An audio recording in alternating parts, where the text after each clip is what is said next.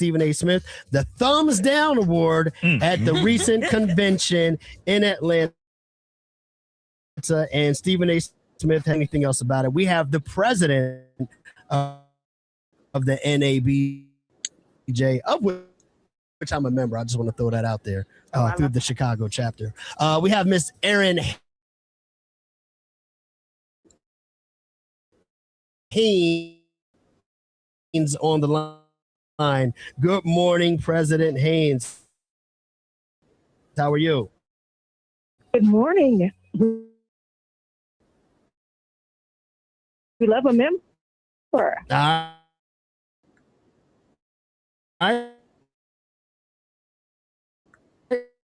That's what I'm talking. The Thumbs Down Award.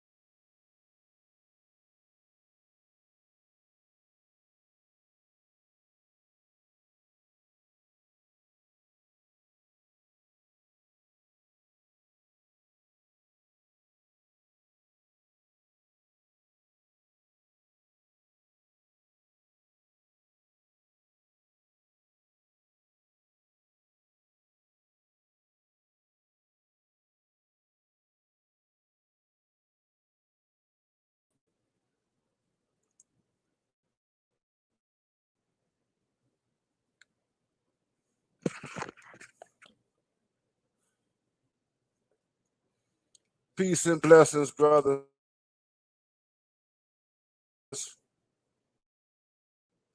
Peace and blessings, brother. Put 2 in the chat if you can hear me.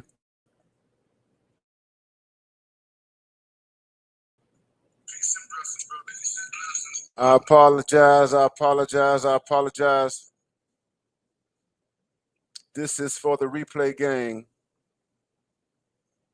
This is for the replay gang. I was trying to get some visuals together. I wanted to play some video, but StreamYards is giving me a bit of a challenge. What's going on? What's going on? This is BMI 3000 Reloaded. I'm broadcasting live from the state of North Carolina. It is August the 18th, 2026. I'm on the East Coast. It's approximately. This is for the replay gang. You replay brothers, go ahead and forward this to the 7-minute mark so you can get everything. What's happening? I'm not going to waste any time. I wanted to show you guys some images. I wanted to show you guys some words, articles, prints. I want to show you guys some evidence of what I want to talk about. And I'm not going to waste too much time. I'm going to jump right into this. So all you guys who are listening much later, you can just catch up. You can catch up on tomorrow, catch up Wednesday, Thursday, Friday, Saturday, and Sunday. I don't have to tell you guys, and thank you guys for watching.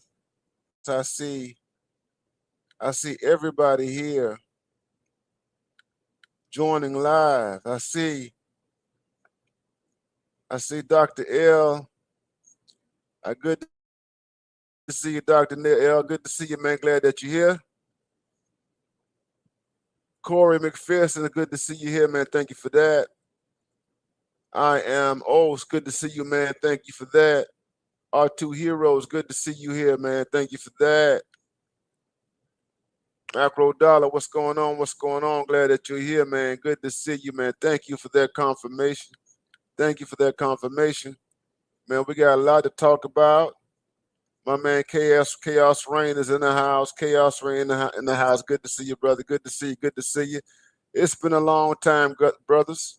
I have not been here in quite some time. If you guys have kept up with my channel, you know that the last time I broadcast, I told you that I did not know if I would show up, man, to do another one of these streams because the block is always hot, man. The block is always hot, man. It's always hot. But I'm glad that you guys are here. Let me just jump right into them. I'm an author. You know that I'm a brother that writes. I'm a scholar and what have you. I wrote about Death in Jail, Blackness, and the Demonic Imagination. And in that book, the very last chapter in that book, it is called Shut Up and Dribble. And in that chapter, in this book that spans about 200 pages, America. I'm not going to go into all the details. Find the book. You can find the book on Amazon. It is under Bloomsbury Publishers. You can buy it paperback. You can buy it on in terms of ebook and what have you. It's all up to you. But shut up and dribble. And what is that? Black men are told to be quiet. Black men are told to be silent. Black men are told to engage in censorship. That is, you are not supposed to have a perspective. You are not supposed to have any type of opinion. You're not supposed to have any type of perspective on anything that happens in Black America, especially if it is critical of the gynocracy.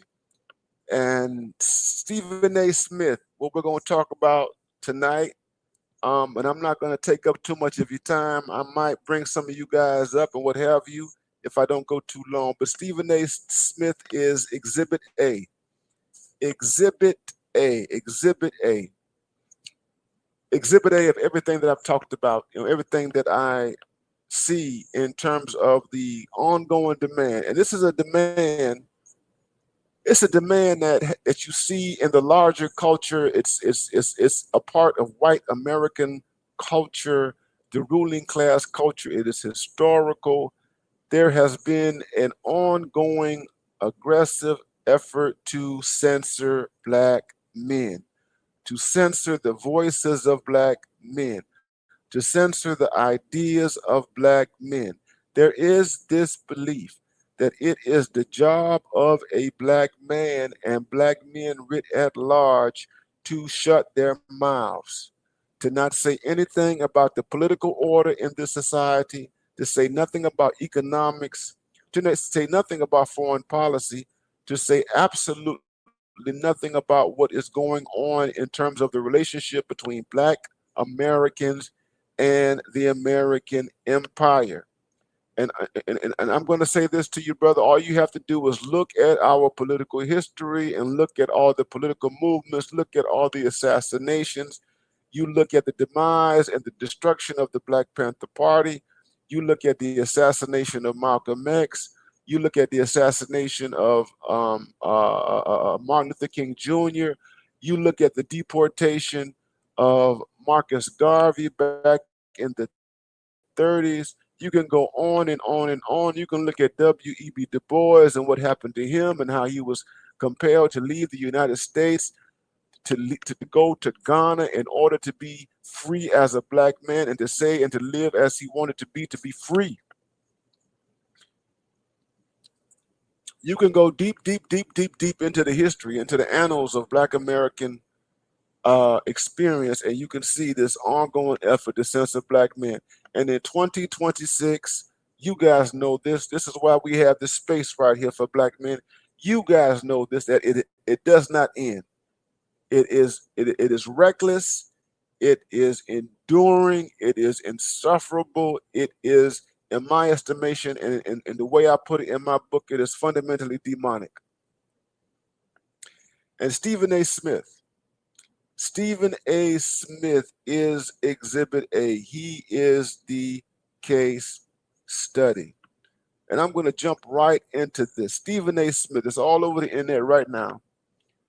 What I wanted to show you guys, and you guys who are in the replay, you're going to come back and get this. I wanted to show you guys the exact person, the individual, the leader, the queen, who leads the National Association of Black Journalists. It's called the NABJ. Her name is Erin Haynes. ERRIN Haynes. Erin Haynes. Just go to Google, go into the search bar, Erin Haynes /journalist. She is the leader of the National Association of Black Journalists. And she, along with people in that organization, deemed it necessary to target Stephen A. Smith. You see the title of this video. This is political. This is political. Stephen A. Smith and the Gynocracy. This is political.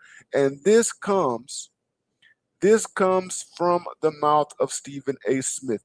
You can go right now on YouTube. You can go to Stephen A. Smith's own personal channel, Stephen A. Smith, Straight Shooter. He has just addressed this entire situation right here.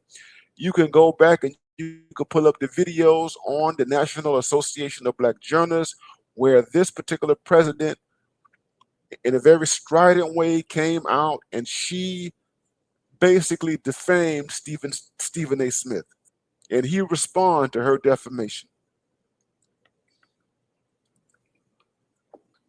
This was a political hit job. And I'm going to come out, I need to come out and say this in very emphatic terms. Stephen A. Smith is a rich black man. Stephen A. Smith is a powerful individual. He is a person who was right now wielding a great amount of influence in popular culture.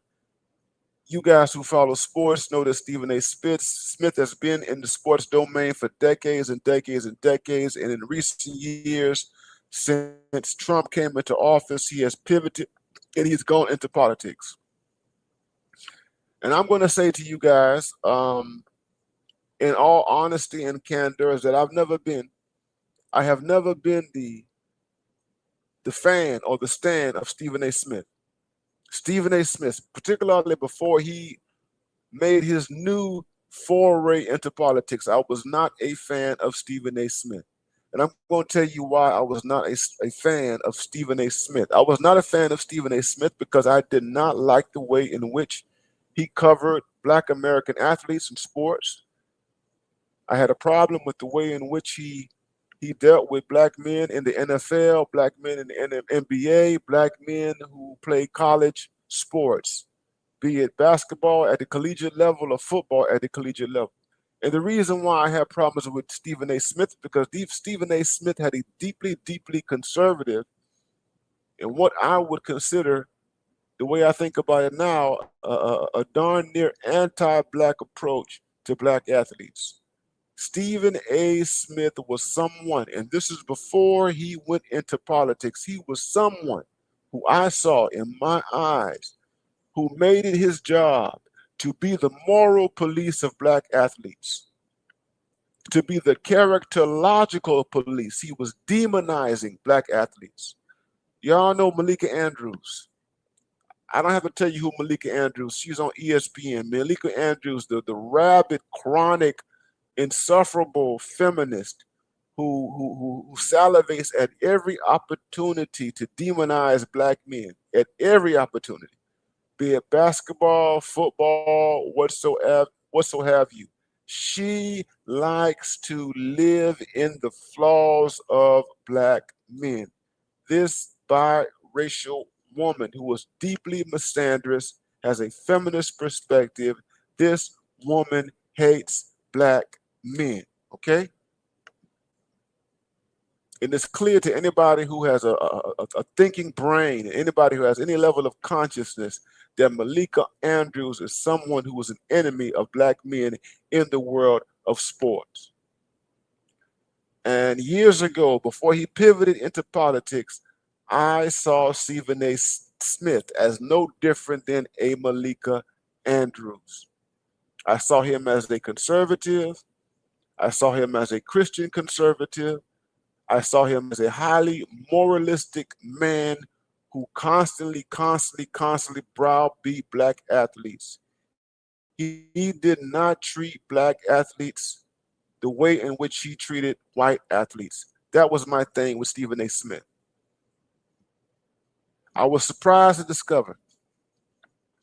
I was surprised to discover in 2024 that Stephen A. Smith had leanings. He had Democratic leanings. He had liberal leanings. He describes himself today, right now, he describes himself as a political independent. But when I watched him years ago, when I watched Stephen A. Smith years ago, I saw him primarily as a Republican, as a conservative Republican. I was shocked and surprised to discover that he is not a Republican. He got that conservatism in him, but he says that he is an independent. But anyway, I'm not going to spend too much time on that. I only say this to say is that I am not a stan of Stephen A. Smith. Not a stan.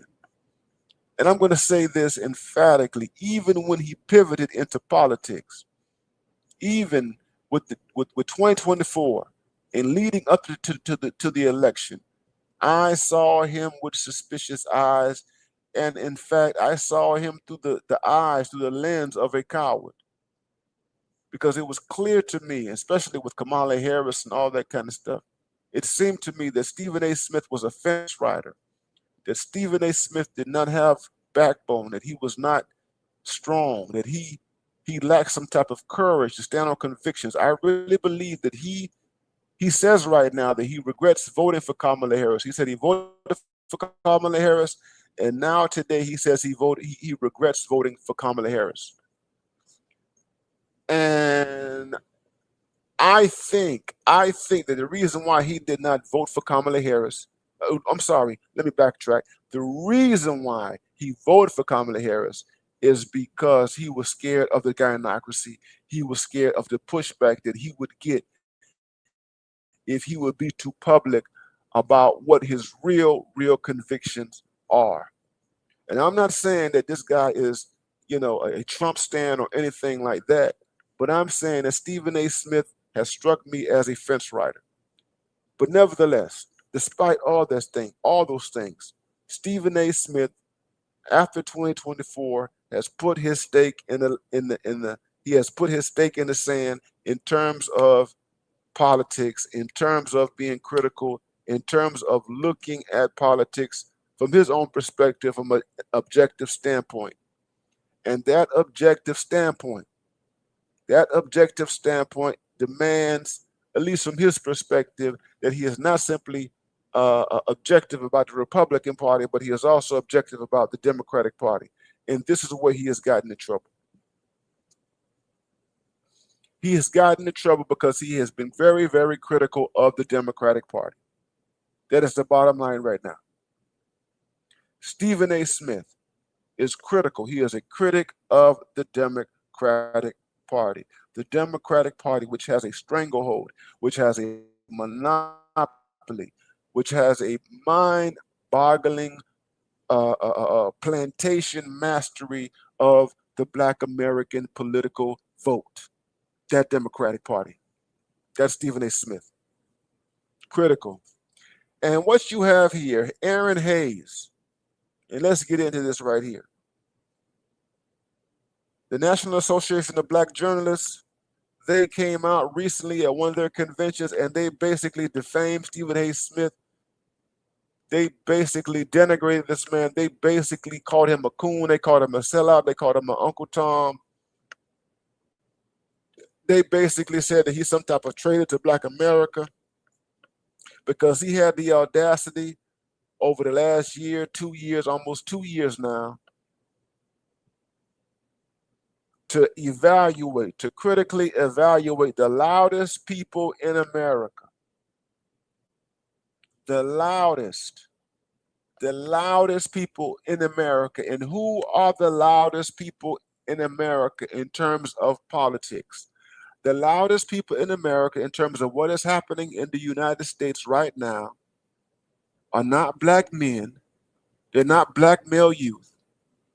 The loudest people in American politics in the United States, the loudest people, those who are vociferously, particularly against the current administration, are Black American women. Black American women who hold political office, Black American women who are activists, Black American women who are professionals, Black American women of all stripes who are fervently and ardently committed to the politics of the Democratic Party, a Democratic Party which has elevated them, a Democratic Party which has fetishized them, a Democratic Party which has told them that they are goddesses, that they are infallible, that they cannot be questioned, that they are saviors. This Democratic Party who has elevated Jasmine Crockett, who has elevated Stacey Abrams, who has elevated Kamala Harris, which worships at the altar of Michelle Obama. This Democratic Party, you see all the journalists, Jamil Hill, you see Carrie Champion, you see all of them on CNN or MSNBC, Simone Sanders, all of them who carry water for this party, and they fervently believe that somehow or another that this party has the best interests of Black Americans at heart, and more than that, that this party cannot live without Black American women, and that Black American women are the vanguards. They are the saviors of America. And Stephen A. Smith, over the course of almost 2 years, he has criticized Jasmine Crockett, I'm sorry. He has criticized Kamala Harris. He has criticized a lot of people, Michelle Obama, not based on them being women, not based on gender and the fact that they have vaginas, but he has criticized them based upon their ideas and their perspectives. And this organization, the National Association of Black Journalists, has targeted this man. And they targeted him because he's successful. They've targeted him because he has a platform. They target him because he has millions and millions of people who listen to him. They are targeting him because they cannot control him. And this is the bottom line. They cannot control this Black man. And this is the Gynocracy. This is the Gynocracy. This is the queen. The Gynocracy, as represented by these professional people in this National Association of Black Journalists, led by this queen, this Gynocracy believes fervently that it is their job to control Black men and to control the voices of Black men. And they believe that it is their job to censor, to cancel, and to punish any Black men, any Black man rather, or Black men writ large who deviate from their tribalistic ideology.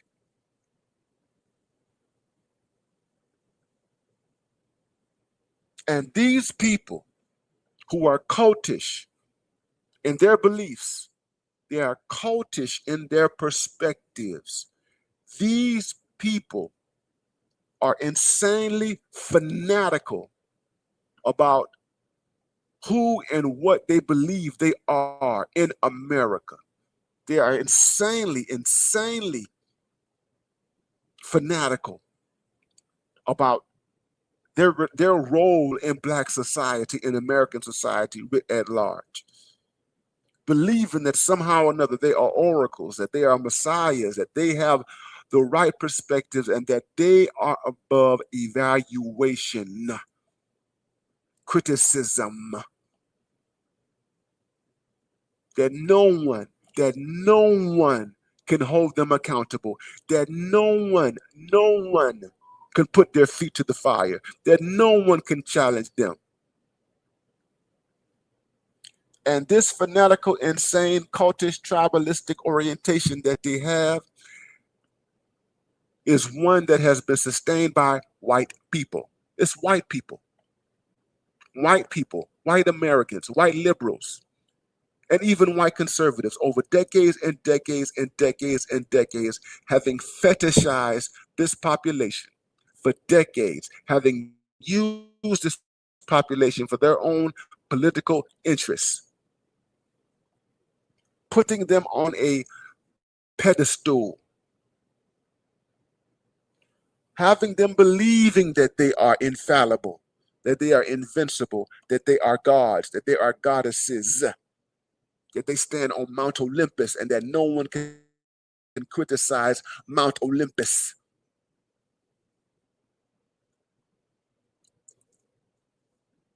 This, my friends, is a political hit job, and this is a lesson for Black American men, particularly Black American men who are independent in their thinking, independent in their politics, independent in their economics, independent in how they live their lives, including Black men who have the audacity to leave the United States. Black men who call themselves passport bros, because they believe that they are the master, they are the overseer, and they have to keep you in line as a Black man. But the reality is that they do not have, right now in 2026, they lack the ability to control the Black male population. And it is evident in this situation with Stephen A. Smith that this gynocracy is frustrated, this gynocracy is angry, this gynocracy is befuddled because they have absolutely no control over the Black male population. They understand that Black men are moving, that Black men have shifted, that Black men are waking up. They understand that there is a cohort of Black men who are jumping ship. They are abandoning that liberal nonsense that is propagated by the Democratic Party, that cultish, Jim Jones-like enterprise. And that Black men are refusing right now, many, not all Black men, but they're refusing right now to drink the Kool-Aid. And they're refusing to carry the water of this particular party. It doesn't matter how bad Trump is right now. It doesn't matter how bad America is right now. But these Black men are refusing to play the role of the slave, the servant. As Dr. T.S. Johnson always says, the conquest serve. They're refusing. They don't want it. We don't want it. You guys know that since 2020, I've been preaching Black men's independence since 2020. 6 years. This is year 6. This is year 6. September. This coming September will be 6 years since I started my YouTube channel, and I came out here talking about BMI, BMI, BMI, BMI. And I came up with BMA, Black Men's Agency. And I came up with BME, Black Men's Empowerment. And I came up with BMH, Black Men's Happiness. And I came up with all of the acronyms talking about Black men's independence. It was me. I came here in 2020 promoting Ice Cube. And BGS talks about the Ice Cube effect. And we saw that with Ice Cube, and we saw that with Killer Mike. Oh my God, I can't talk about Killer Mike and what they've done with Killer Mike over the past year and how they have scorched him, the gynocracy that is.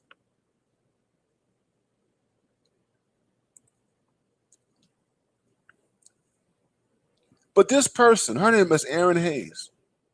Her name is Erin Hayes. She is the president of the National Association of Black Journalists. You can look her up. I wanted to bring her stuff up here, but I'm having some issues with StreamYards. That's why I started kind of slow, because I had some issues with StreamYards trying to bring up these things.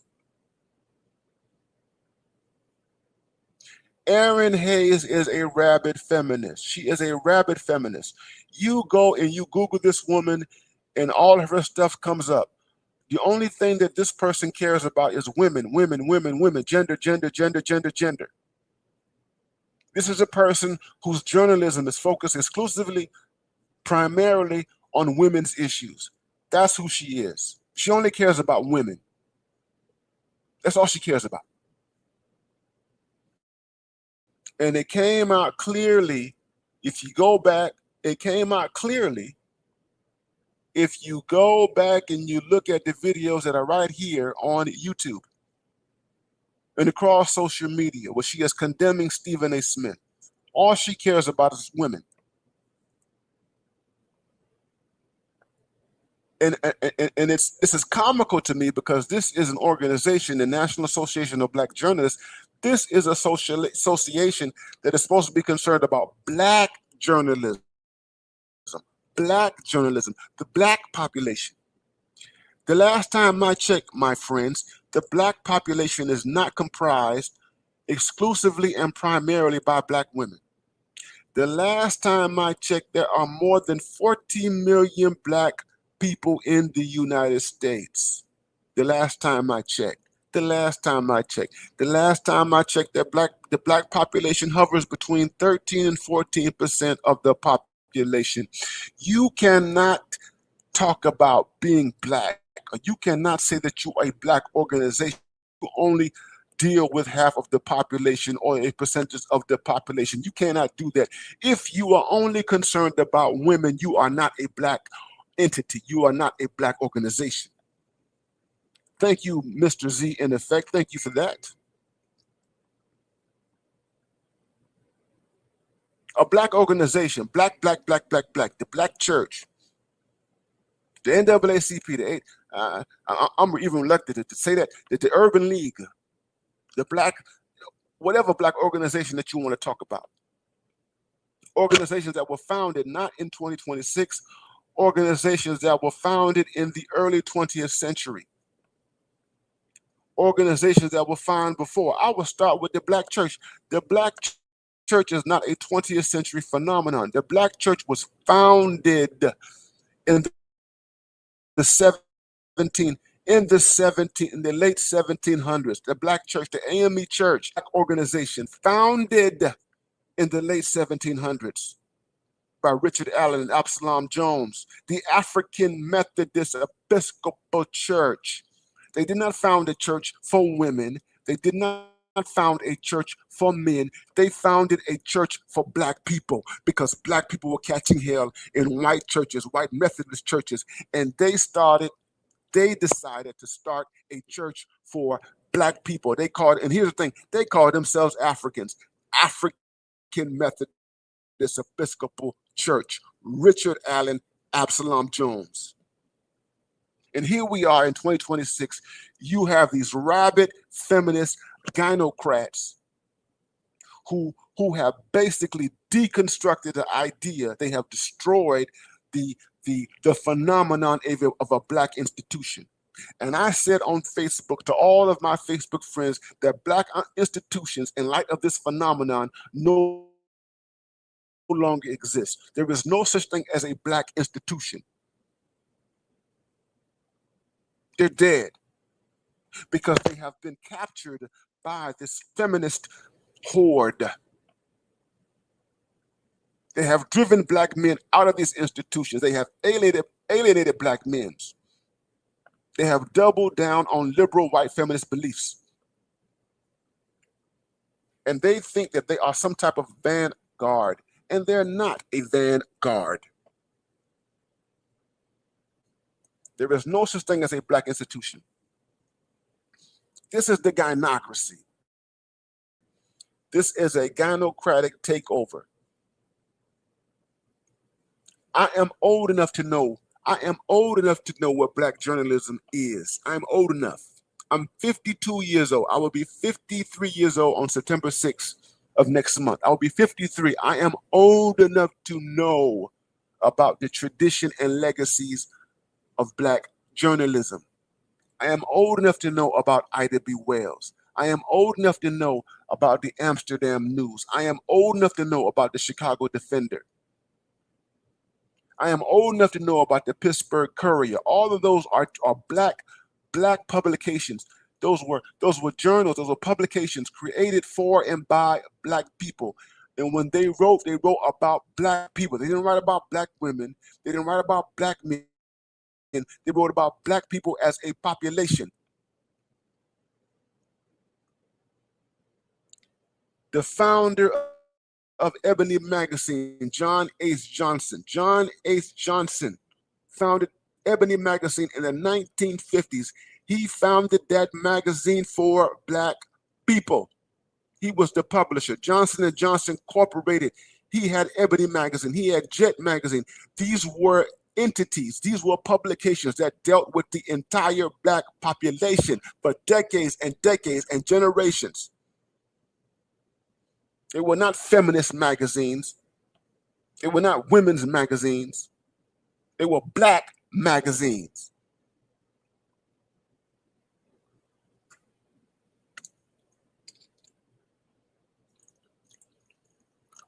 And these gynocrats want us to believe, these journalists in this whack journalism, horrible journalism, ideological journalism, biased journalism, illiberal journalism, journalism that does not believe in objectivity, journalism that's not critical of everybody and everything. Real journalism is journalism that gives it to everybody. Everybody gets to smoke if you are a real journalist. If you are a real journalist, you scrutinize everybody and everything. You scrutinize liberals, you scrutinize conservatives, you scrutinize Democrats, you scrutinize leftists, you scrutinize people on the far right. You scrutinize everybody because you are asking critical questions.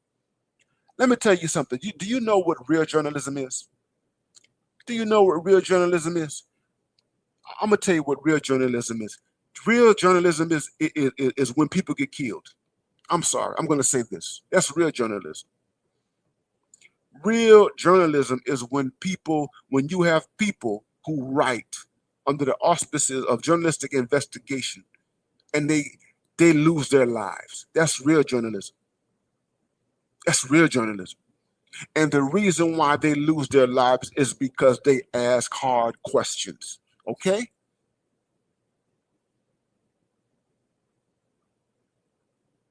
There are places all over the world. There are places all over the world. In Africa, you have a history in African countries, especially during the independence era with journalists. Let me tell you something. Idi Amin, who ran Uganda. Idi Amin, who ran Uganda, when he became the president of Uganda in the 70s, Idi Amin, he took out journalists. There were journalists in Uganda. There were many journalists that were driven out, and there were other journalists who were assassinated under Idi Amin because these journalists had the audacity to question what Idi Amin was doing in Uganda. And they were black. They were black. All through the so-called, what used to be called the third world, in Latin America, in Asia, and other parts of the world, people who were journalists, who believe in investigation, who had a real commitment to the free play of ideas, who believed in freedom of speech, who believe in what we embrace today in terms of the First Amendment, who believed in academic freedom, that sort of thing, who believed in free thought. That's real journalism. Where you are not in somebody's pocket, where you are not owned by anybody. That's real. That's independence. Thank you, Willie RR. The reason why far right ringers like Ed Blum are able to easily take apart black institutions is because black feminists alienated and ran off the black community's strongest defenders, the men. You are absolutely right. You are absolutely right. And we are weak. We are weak. Willie R., we have been completely decapitated because of this nonsense. We have been decapitated. This is BMI 3000 Reloaded. BMI 3000 Reloaded. You guys know my style. You guys know my flow. You guys know my steez right here. If you like this content, support it. You can support it. Cash App BMI 3000. Cash App BMI 5.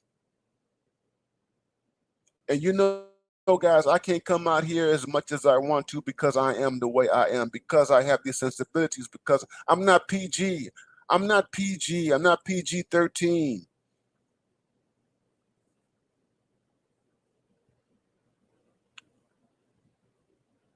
I'm not blue pill. I'm not purple pill. I'm not red pill. I'm the other pill. I'm the last pill, guys. And I'm going to say this again. I am not blue pill. I am not purple pill. I am not red pill. I am the last pill. You know what the last pill is. And this is why you guys don't see me, because I am the last pill. Not blue pill, not purple pill, not red pill. I'm the very last pill.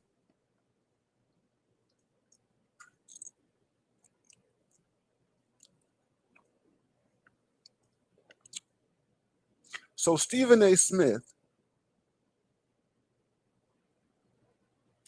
is the target. This is a political hit job. This is an attempt to censor him because they are fearful of his influence. He is a successful black man. You see, the Gynocracy, in terms of this person here, Aaron Haynes, and the people associated with the NABJ, they understand that they have to go after someone who is at a high level, a high plateau. Someone who seemingly they can't control. And this is how they operate. This is how they operate.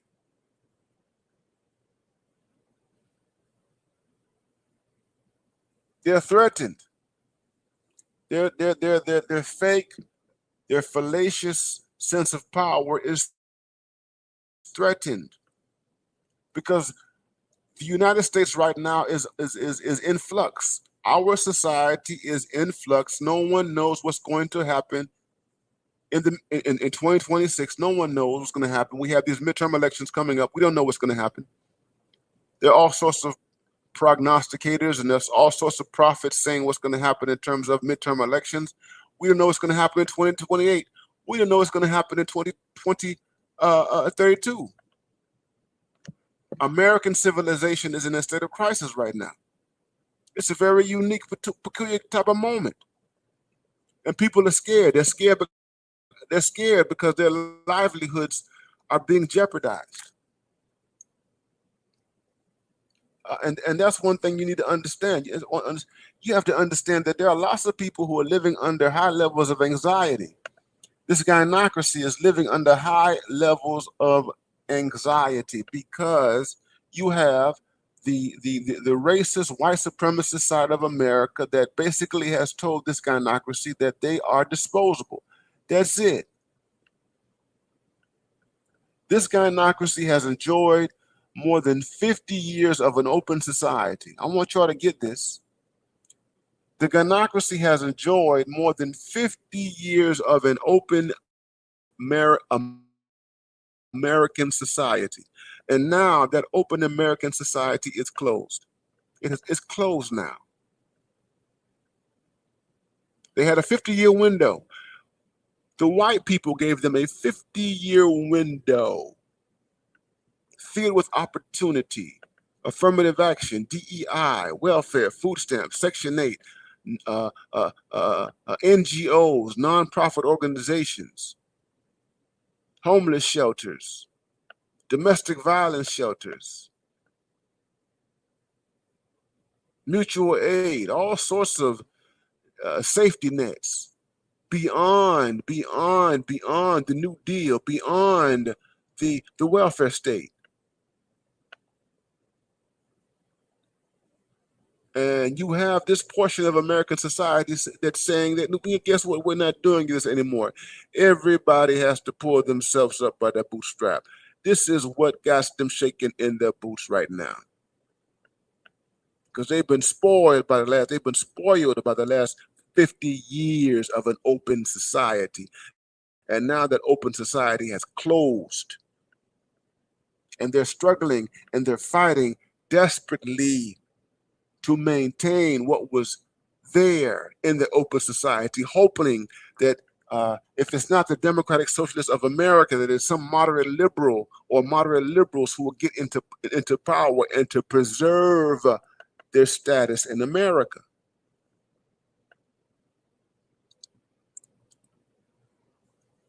I've said this to my friends on Facebook and other places. The black upper middle class is this. The black upper middle class, and these are your liberal Democrats, the hardcore people who treat the Democratic Party like it's a religion. These people are fighting to maintain their positions. And thank you, Excalibur. Thank you. These people are fighting to maintain their positions within white supremacy. They're not fighting against white supremacy. They're not fighting to end white supremacy. They want you to believe. Here's the thing. They want you to believe that they are fighting to end white supremacy, but they're not fighting to end white supremacy. They're fighting to maintain their positions within whites on the non-conservative side of white supremacy. They're fighting to maintain that.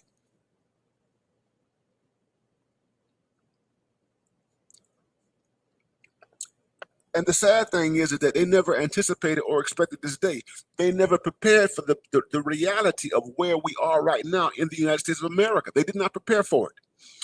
You have been given 50 years. You were given 50 years of an open society, and you came to the conclusion that this openity would forever remain open and that it would not change. That you did not plan for a rainy day, that you did not plan for, here's the thing, they did not plan for a Donald Trump. They did not plan for a resurgence of white dominance. They did not, they thought that Obama would last forever. They thought that Obama life. That's what they thought. But let me get back to Stephen A. Smith and the Gynocracy. This is a tragedy. This is a travesty. I'm going to tell you that the black journalism, I have absolutely no respect. I have absolutely no respect for black journalism in America today. None. I have no respect for black journalism because black journalism is not black journalism is not journalism. Black journalism is simply a sycophant, a conduit, a servant of the dominant order. Look at Roland Martin, excuse me. I got some rum in my system. Roland Martin is a journalist, a so-called journalist. That's Roland Martin. That's black journalism. You want to know what black journalism? You want to know what black journalism is? Roland Martin. That's your man right there. Roland Martin. That's black journalism.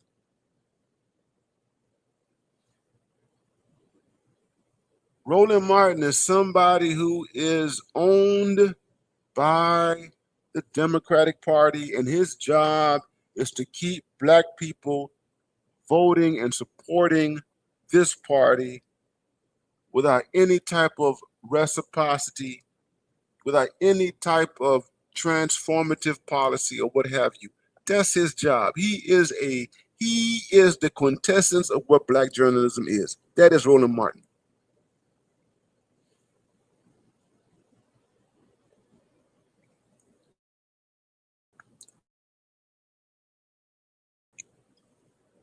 It is a joke. It is a joke. In my world, the world I live in, we have a word for these people. These people are illiberal. They're illiberal. ILLIBERL.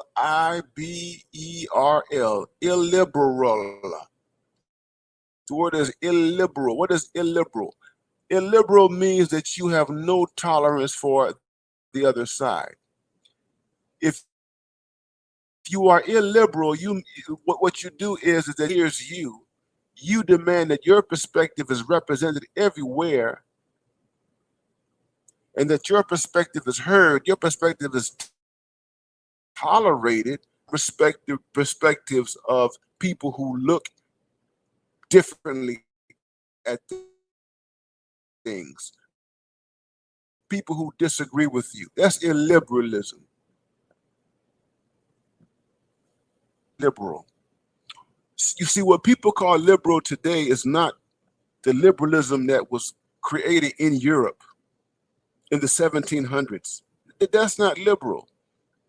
Europeans create this idea of liberalism that doesn't exist today. You see, the Europeans in England and in Ireland, the Scottish and stuff like that, David Hume, I'm talking about people like David Hume. I'm talking about John Locke and what have you.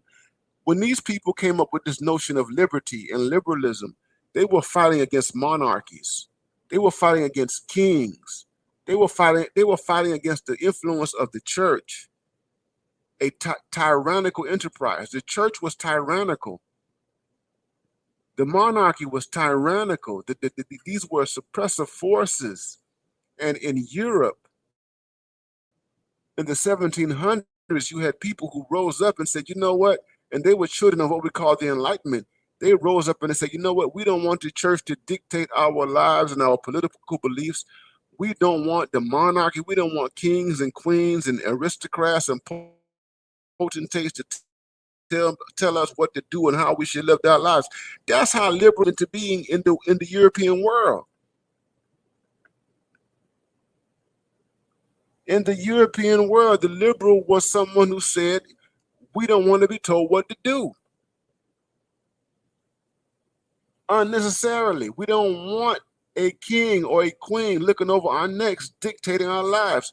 We don't want a pope looking over our necks, constantly dictating our lives.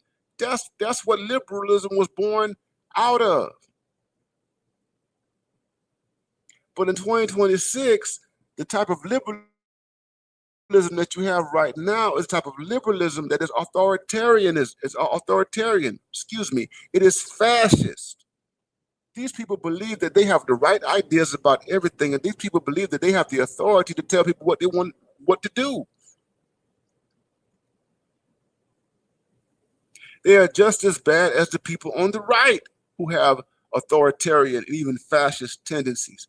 You have fascist liberalism and you have fascist conservatism.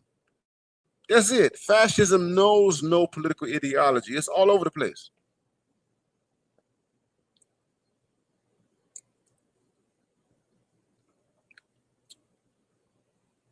Thank you, Dr. J. Good to see you, man. Good to see you, my brother. Good to see you. Hit like and share. I'm live, man. Y'all get this on the replay. Get this on the replay. Good to see my good friend Dr. T.S. Johnson. I got my run. I'm drinking some Bacardi Gold right now.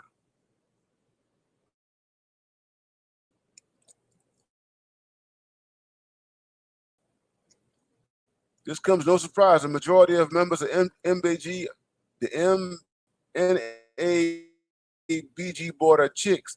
And that's how we see Roland Martin too. Yes, and that is the problem. And that is the problem, my brothers. This is a problem. And I call this is the problem of tribalism. I wrote about this in my book, The Problem of Tribalism. Tribalism is a problem. What do I mean by tribalism? Here's the thing, guys. I want y'all to get this. And I'm not going to go too long because you know what? I think I'm going to bring some of you guys up. So Jim Jones, the pastor, the minister, Jim Jones, he created the People's Temple, People's Temple. Jim Jones, minister. He was a Pentecostal minister who started in Indiana. He was a Pentecostal minister who was a populist, and he created an interracial, cross-class church called the People's Temple. And Jim Jones was about social uplift, and he was about liberation. He had interracial stuff going on in his churches. You had interracial marriages and families, and he had a bunch of black women in his church. And Jim Jones was a social activist, a social justice warrior. That was Jim Jones. And Jim Jones took his church from Indiana. He was in Indiana and he moved to San Francisco, California, enterprise, and he was involved in all type of social justice stuff. Homelessness orientation. And Jim Jones became fanatical. He became a cult leader. And he got into the minds of all of his people. And Jim Jones got so powerful that nobody can question him. That was Jim Jones. Nobody could question him. That's how powerful he got. And he got so powerful, influential, that Jim Jones took close to 1,000 people to British Guyana. And they sought to establish this utopian commune, a utopian commune society in British Guyana. And it all ended disastrously because he was a fanatic. He was a control freak. He was an authoritarian. And I'm not going to talk about how he ended because history has already recorded that. And we have this problem in America. We have this problem with this gynocracy right here. They have a Jim Jones psychology. And this is why they're going after Stephen A. Smith. This is why. This gynocracy, that's why they're going after Stephen A. Smith. Because they really believe that they are the saviors of the universe, of America, and that everybody has to listen to them. And as I said to you before, I blame white people for this because white people put them on their pedestal. White liberals put them on their pedestal. White conservatives put them on their pedestal in their efforts to suppress black men. That's the thing. That's what I want you to say that. So why they suppressed and subjugated black men? You know what? Let's control this population. How do we control this population? We suppress the men. We divide them up, and we put the women on the pedestal because we know that the women, at the end of the day, this is the belief. At the end of the day, the women are not really going to oppose us. The women, at the end of the day, they're not going to be challenges to white supremacy. So what we're going to do? We're going to suppress the men, and we're going to elevate the women. That is the game that they've played for decades right now.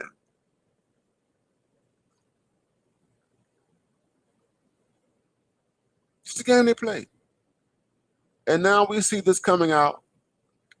Stephen A. Smith. Thing about Stephen A. Smith is Stephen A. Smith is just an independent guy. Stephen A. Smith is not radical. Stephen A. Smith is not a communist. He's not a Marxist. As a matter of fact, the stuff that Stephen A. Smith talks about is not really radically removed from many people in the Democratic Party. There are a lot of people in the Democratic Party who are very, very moderate. They're moderate people. They're common sense people. They're people who don't like extremes and what have you. Bill Clinton was one of those guys. That's Bill Clinton.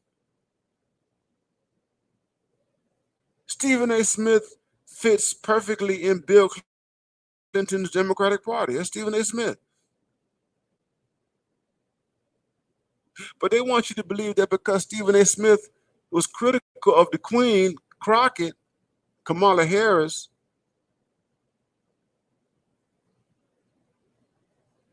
and Michelle Obama, that he's blasphemous. And the word that they use is degrade. They say, oh, you're denigrating black women, all this kind of stuff. These are public figures. These are public. Kamala Harris is a public figure. She was a politician. She was the vice president of the United States. You're telling me that the vice president or a former vice president of the United States cannot be critically evaluated? You got Jasmine Crockett, who was a congressperson. You're telling me that a congressperson, a public figure who was paid with taxpayer dollars, you mean that this person is above criticism? Are you serious? Michelle Obama, she wasn't a politician, but Michelle Obama, the president, or the wife of a president, a very accomplished woman or what have you, has lots to say about politics and what have you, not an oppressed person. You mean to tell me that she is above criticism, that nobody can say anything critical about her? Are you serious? Are you serious? They're untouchable. They're like they're like the Oracle in the Matrix.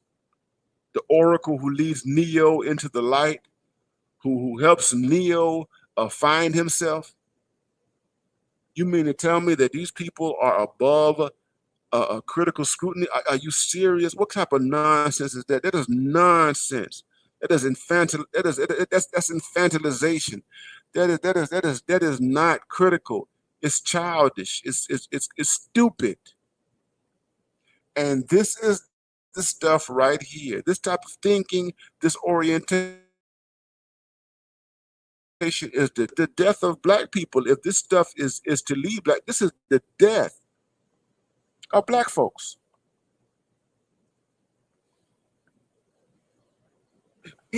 Here's the thing. If you can't deal with criticism, don't go into politics.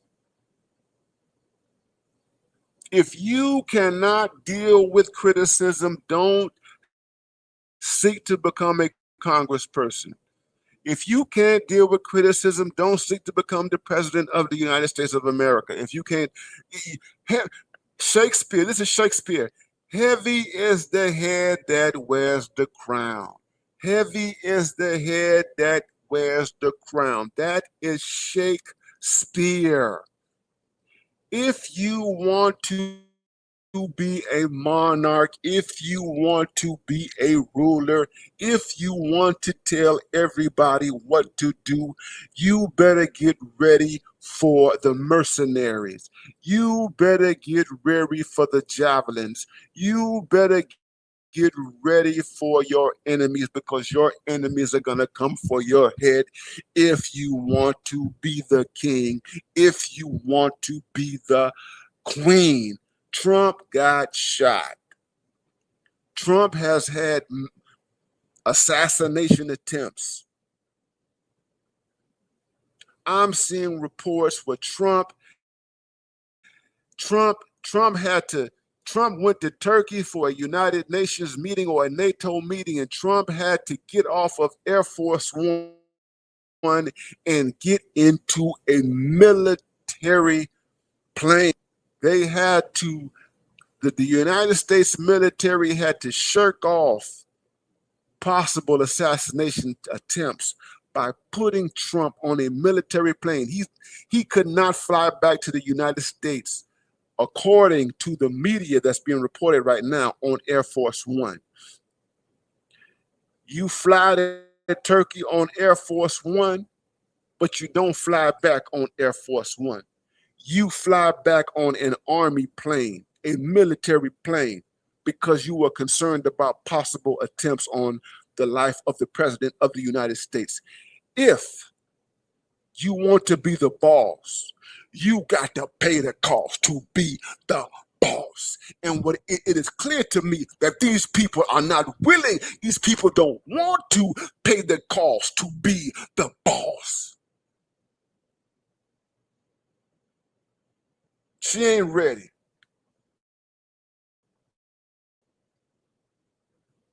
She ain't ready for leadership. If you can't take criticism, you ain't ready. If you can't take criticism, you ain't ready you're not ready to be a leadership. Get out the kitchen. If you can't take the heat, get out of the kitchen. You ain't ready. Thank you, Mr. Z. Cash App $BMI 3000. Cash App $BMI 3000. I am the math professor. Y'all know what time it is. Mr. Z says, what you're describing the politics of a never living. These ladies really don't appreciate what time we're living in. Loose money is over. Fantastical thinking and being subsidized for it is over. It is over. Mr. Z is absolutely right. Those days are over. 50 years. 50 years of an open society. An open society.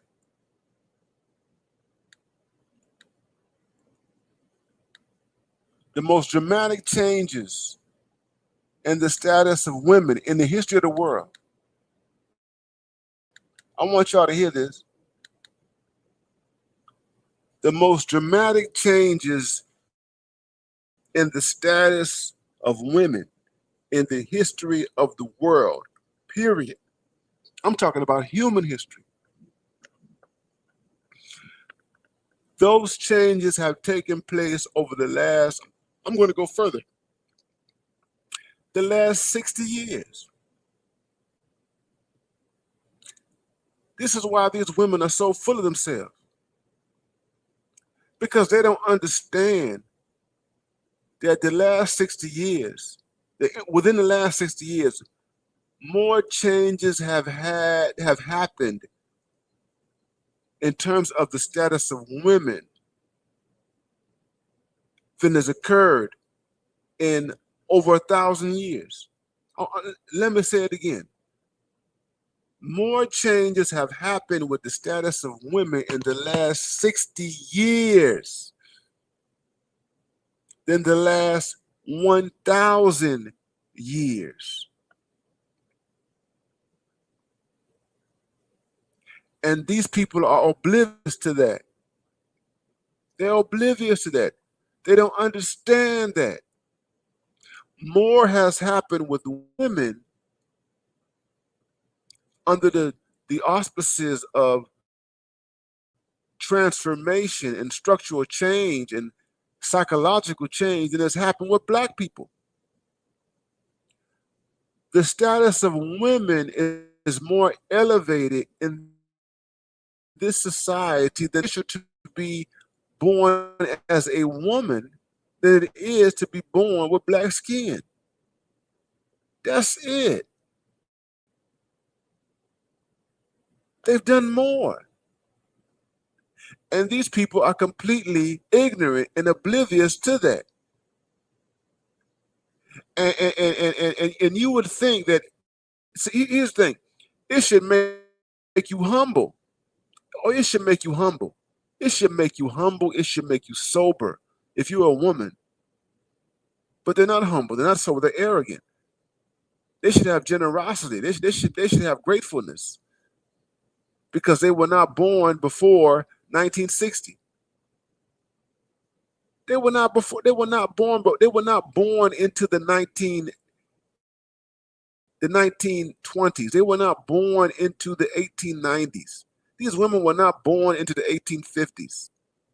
These women were born into a society post 1965 that has dramatically altered the historical position and condition of women in the world. I'm talking about not just the Western world, the history of the world. And they want to talk as though it is still 1850. They want you to believe that it's 1850.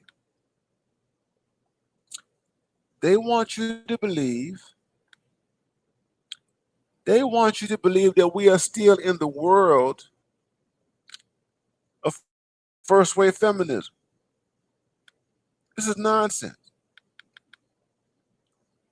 You don't live in the world of eight. You don't live in the world of first world.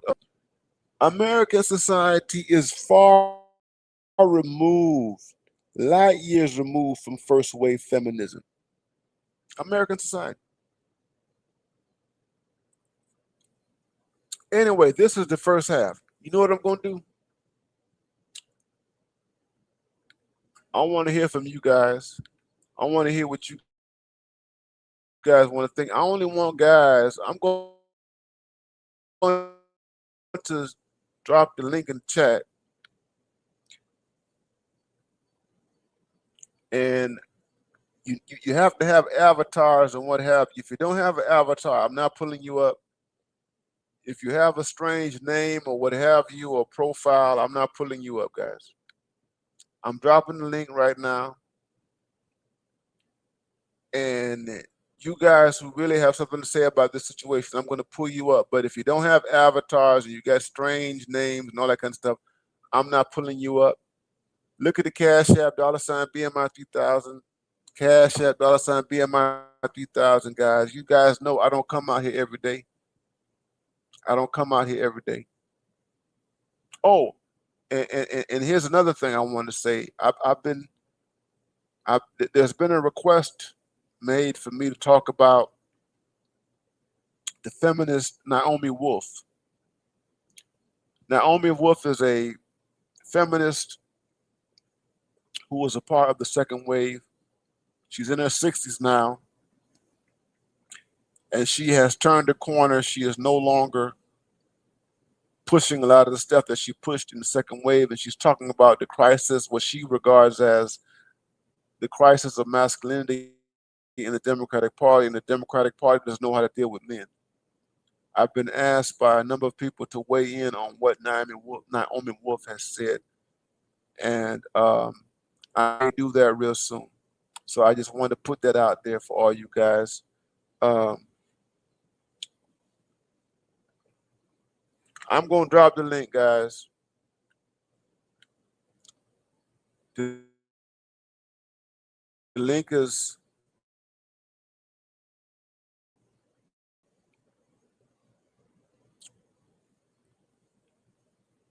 for you guys who want to weigh in. I need avatars. I'm not doing avatars with no face. Yeah, you guys who don't have no faces and stuff like that, I'm not doing that.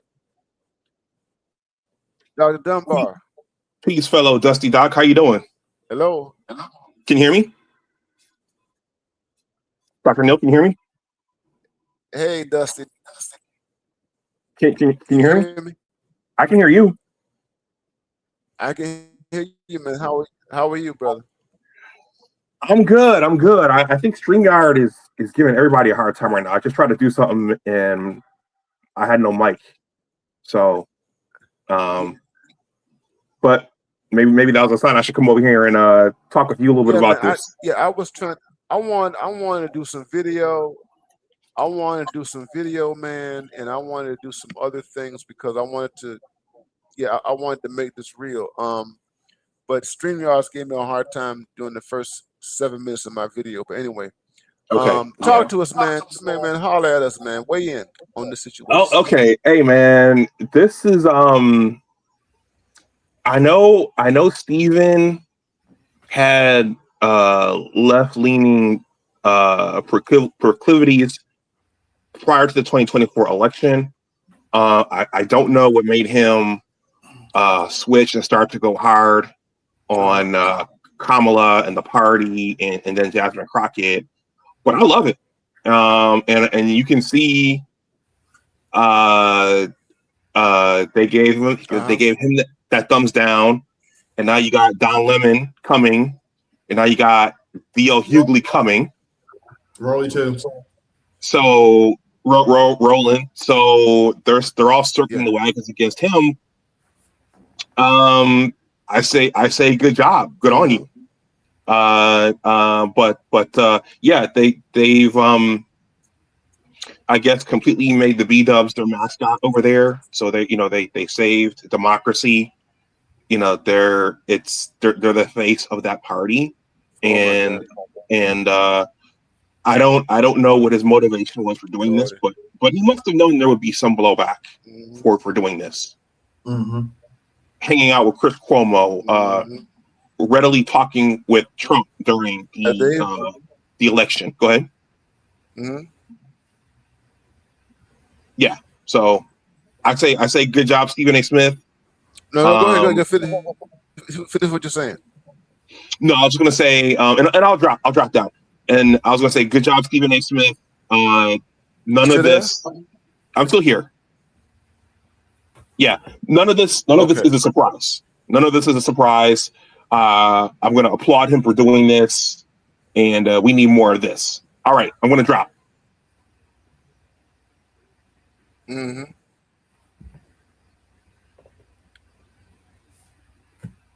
Mm-hmm. Okay, we lost that Dunbar. AB, what's going on, man? How are you, brother? I'm doing right, Dr. Neal. Like Dr. Dunbar said, I kind of saw this coming. You made an excellent point. I've been trying to avoid saying this in my head for a couple of years now, but you're right. They're on some Jim Jones stuff right now. They're on some cult stuff right now when it comes to supporting the Democrat Party. It's cultish behavior, and as you've pointed out, it's also really fascist behavior. What they've been doing the last 2 or 3 years, and it shows with the way they're attacking Stephen A. Smith. Like he said, Don Lemons making the rounds, Jamel Hill, Roly Poly, D.L. Hughley. They're trying to circle the wagons, trying to shame this brother for being quite moderate, if you ask me. I haven't always cared for his sports commentary, but I actually don't mind his political commentary because I don't agree with everything he says, but it's mostly in the middle. It's it's real middle of the road, and not milquetoast middle of the road, but real middle of the road kind of stuff. And believe it or not, I'm gonna cover this in about an hour or two. But yeah, so thank. Go ahead.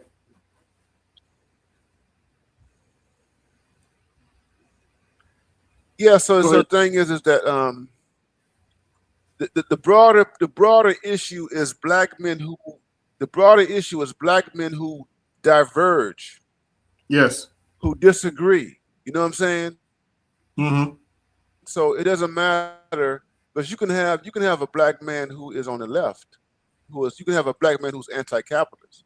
Like, there's a guy. He's a professor. His name is Jared Ball, and he teaches at Morgan State University. He's in communications, and he just put out a video where he was saying that Stephen A. Smith was basically right in his analysis of things. But this guy is to the far left of Stephen A. You understand what I'm saying? And so the point is that when you disagree, there's a problem. Yes. When you have a different perspective, when your politics doesn't align with theirs, it is a problem. Yes, when you disagree with them, that's the problem. They will actually threaten you. I've had people tell me that I won't cry for you when you get put on a T-shirt. I wouldn't cry with your mom when you get put on a T-shirt. I've been called a bullet bag.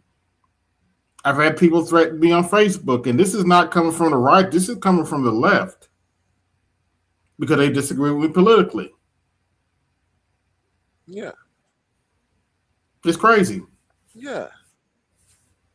Yeah, and they're fascists in that regard. They're fascists, so they cry about fascism, but there is a kind of liberal. There's liberal fascism. There's left-wing fascism. It's not just a right-wing thing. You understand what I'm saying? When you have people who if you have an authoritarian perspective, yes, you're fascist. You understand what I'm saying? And you demand that everybody bow down to your perspective, you're a fascist. And you can't. It doesn't make sense in a so-called free society. Chaos Rain, how are you doing? Hold on. Thank you, Dr. L. for that. Chaos how you doing? Rain, what's going on? Good? I'm doing well, Dr. Neil. Hope all's well with you, sir. I can hear you. Yes. It's good that you're having the conversation about this. I'm seeing it make its rounds. I have not really honed in on what Steve A's I guess anchor is, but it seemed to me, from my perspective personally, that Black women has made their direction. They have stamped their mark. And the few Black men that wants to play ball with them, you're going to get the consequences at the end of the day. Either you play ball or not. Don't cry. Don't get all emotional. Matter of fact, there was a best saying. Do not take it personal. This is just business, baby. Either you get down or lay down. I'm not sure why Black men still playing games with Black women in the 21st century, especially as very in a very much serious crisis we are Uh-huh. as a race right now. This is serious right now. Mm-hmm. And remember, this all really officially kicked off. Oh yeah, in- it's during the 2020. And at the point where now we're at the first actual generation of the 21st century. So what you see now in the first Yes. stretch of the 21st century is you're seeing people are planting their flags. And the black men that already made the decision with black women and know what it is have made their distance, while others still hanging on until she makes it easy for you to be pushed out, because you will be pushed out. Mm-hmm. Do not be fooled, because remember, it's either she's going to divest Mhm. and move away from you, or she's going to push out. It's one way or the other. Mhm. There's no in between. And Stephen A. Smith, like many black men that still flock into a certain crowd, you don't have to make a decision where you stand. They are going to make the decision for you. So bitch and complain will not save you. It will not make you or give you any grace around the people that don't see value in you. Yes, you're a journalist, a pretty good journalist. They work your way up to the top. But then when it's time to push you out and say, I had to make a line. And remember the videos that was circulating of one black woman said that she don't like that black men even tried to put a black woman in presidency. She is one of many that secretly tell you what it is. And now you are part of this club that's pushed you out. And this is the backlash and this is the response you take it. It is very much a feminine response. It's very weak in your part, Steve A. Smith. You should be a man and say, okay, oh, cool. And kept pushing. To sit there, you do video and video of this.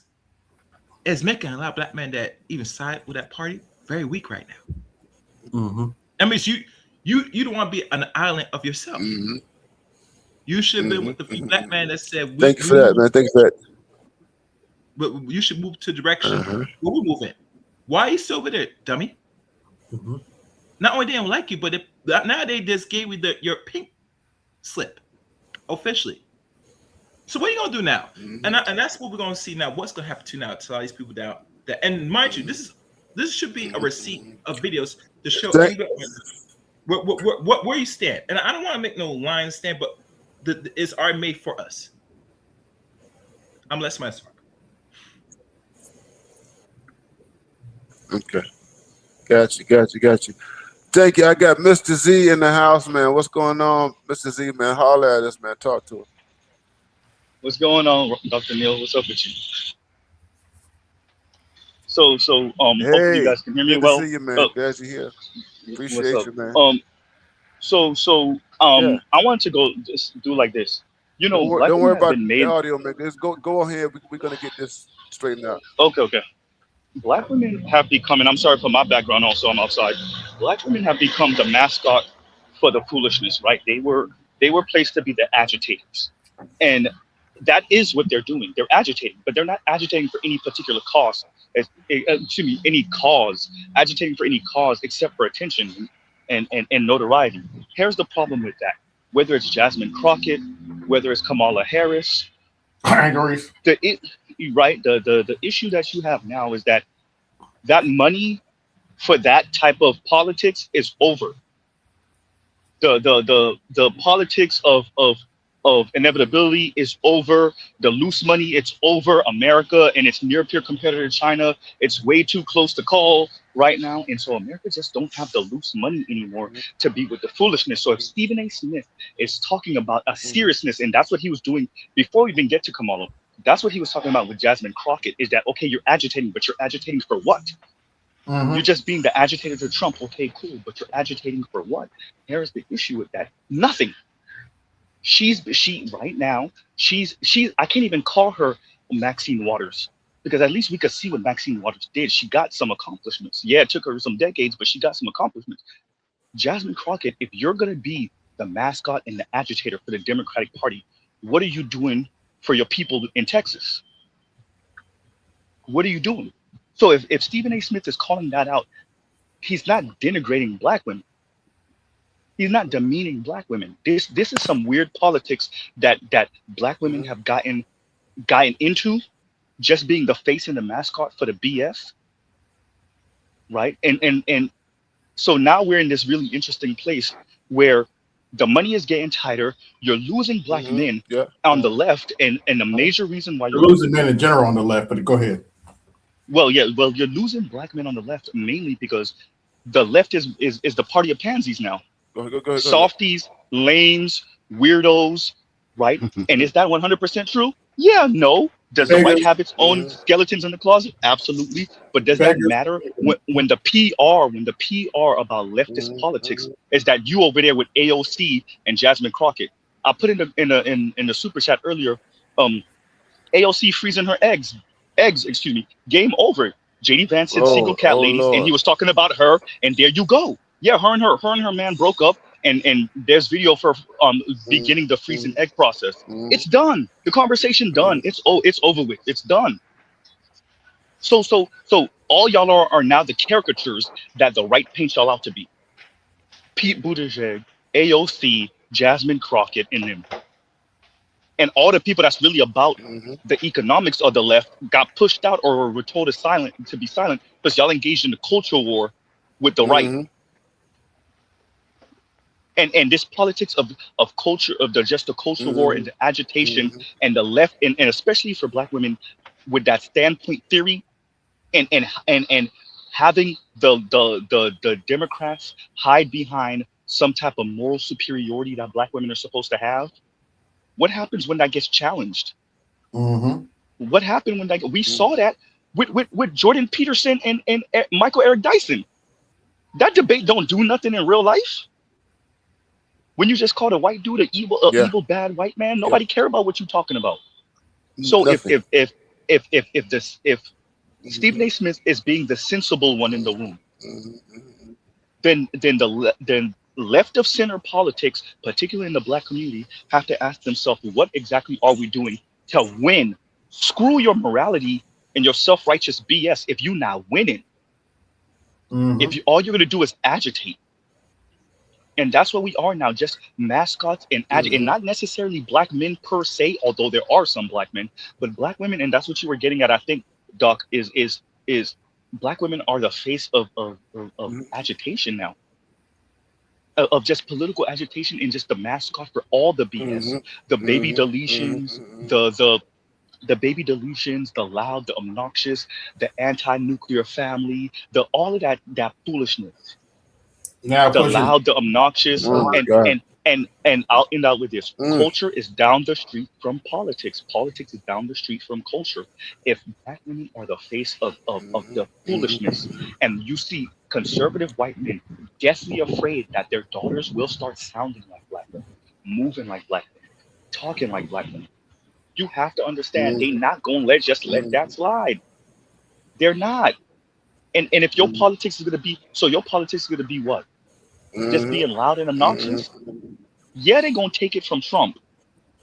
Yeah, they'll take it from Trump. Is there hypocrisy there? Absolutely. I'll agree with black women on that all day, every day. Yeah, they take it from Trump. Every day, all day, twice on Sunday, yes. But if you try to creep on the come up, then you gotta be quiet about it. Y'all are loud and obnoxious about y'all moves. And here's the kicker, Doc. They're not even moving. What move? And I'll pause right there. Thanks for having me up, Doc. I'm mute up. They're not even moving.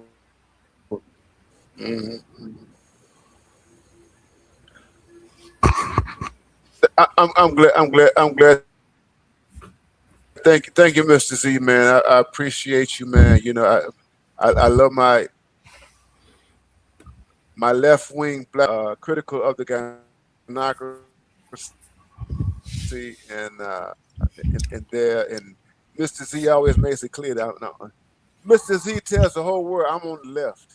I'm a black man on the left, but I'm not with the nonsense. So I appreciate that, and as a black man who started, you know, I'm not a pure leftist or whatever, because I embrace aspects of capitalism and stuff like that. You know what I'm saying? But I've always taken the left seriously and stuff like that. Capitalism, these guardrails. I hate identity politics. I hate it. I despise identity politics. Doc, if you don't mind, identity this is the not thing the black for me. people. Oh, anyway, He can't hear you. here's the thing.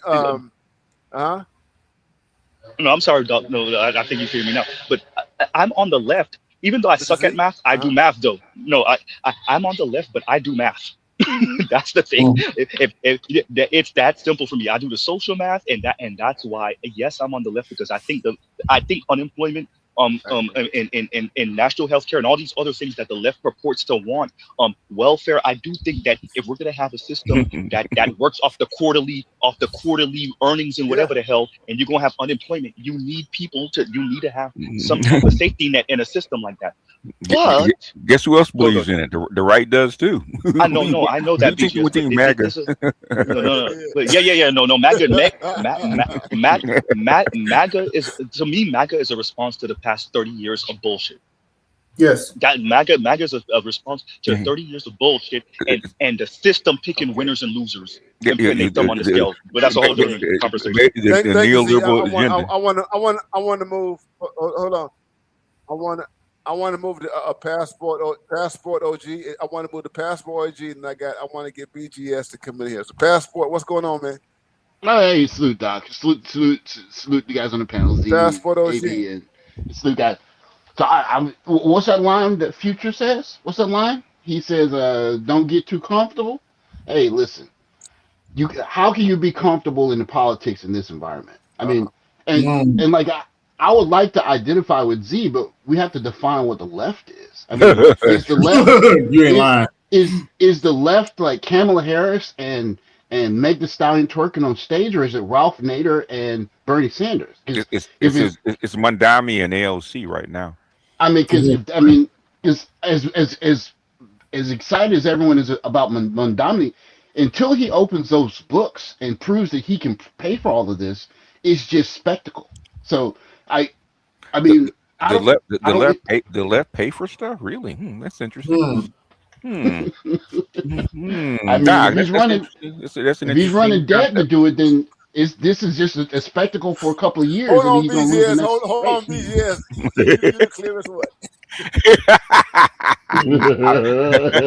I'm sorry. I'll back off, Doc. I'll mute up. But that's all I was going to say. I was just like No, trying go ahead, to. man. Get it all out. Well, I mean, like if you're going to identify yourself as a group of people that have 6% of the American population, 7%, and say we stand alone and we deserve stuff, but you don't have enough votes to affect elections, then what are you doing? Like, there's a smaller percent of people that can affect elections, but they do it not with their numbers, but with money. If you can't do that, then you better shape up. I mean, just picking on somebody because you don't agree with them, like if the Democrats had any muscle, they would have already moved against this president. They are sitting with their thumb in their mouth because they know there's nothing they can do. So if you can't see that in this environment, then you're not paying attention. Okay. Now I'm good. BJ, take it from there. I was going to say that's how come I want. That's why I wanted Doc to actually review Naomi Wolf, right? Because she says it out loud, man. The Democratic Party is in shambles right now, man. But you have three separate entities inside the Democratic Party, maybe even more than that, that are against each other, man. That's one thing that Kamala Harris showed you, man. You had too many factions inside the Democratic Party, all fighting each other. Okay, basically, Trump has committed political suicide by going against Iran, man. And they're still trying to find ways to lose. It should be a no-brainer, but that shows you how far the so-called Democratic Party is falling. Okay. Yeah, I covered it yesterday. Another insider came out and said what we've been saying. I'm trying to find her name. Her name is Evan something, but she wrote a book. She wrote a whole book about it. The thing is, they allow the Democratic Party, for whatever God-given reason, allow the neocons, the neoliberals inside that party to take over, man, and allow Biden to actually run it his way. I was telling you, when I saw those troops come into D.C. during the inauguration, I was trying to tell you guys, okay. This is the F word coming in, man. You know, I'm not gonna say what it is on Doc's platform because he's in enough trouble already. And basically, that's what you got. And basically, that's how come I mean, I have never seen. Even with the best presidents, I've never seen a president run unopposed with nobody. I mean, nobody in the primary even announcing the run. Okay, they did that on purpose. They did that on purpose because they needed Biden to finish what he's doing. Okay, uh, Mm-hmm. and maybe that's a good thing. Maybe it's a bad thing because I thought Trump would come in and actually roll back some of that, but basically he's doing the same thing but worse. Which like I said, you cannot make this stuff up.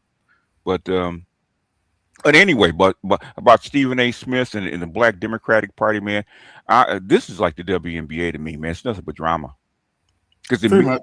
because what they're taught about means nothing. Okay, it means nothing. I think I think they're trying to hype up Stephen A. and people like these other black former sportscasters, man, and get them into politics because guess what? They're having a black man problem, which is something Dr. Neal could have told them that, you know, um, 6 years ago. You got a black man problem. And since we're loud and we're in the manosphere, it led to a white man. Now you have a white man problem.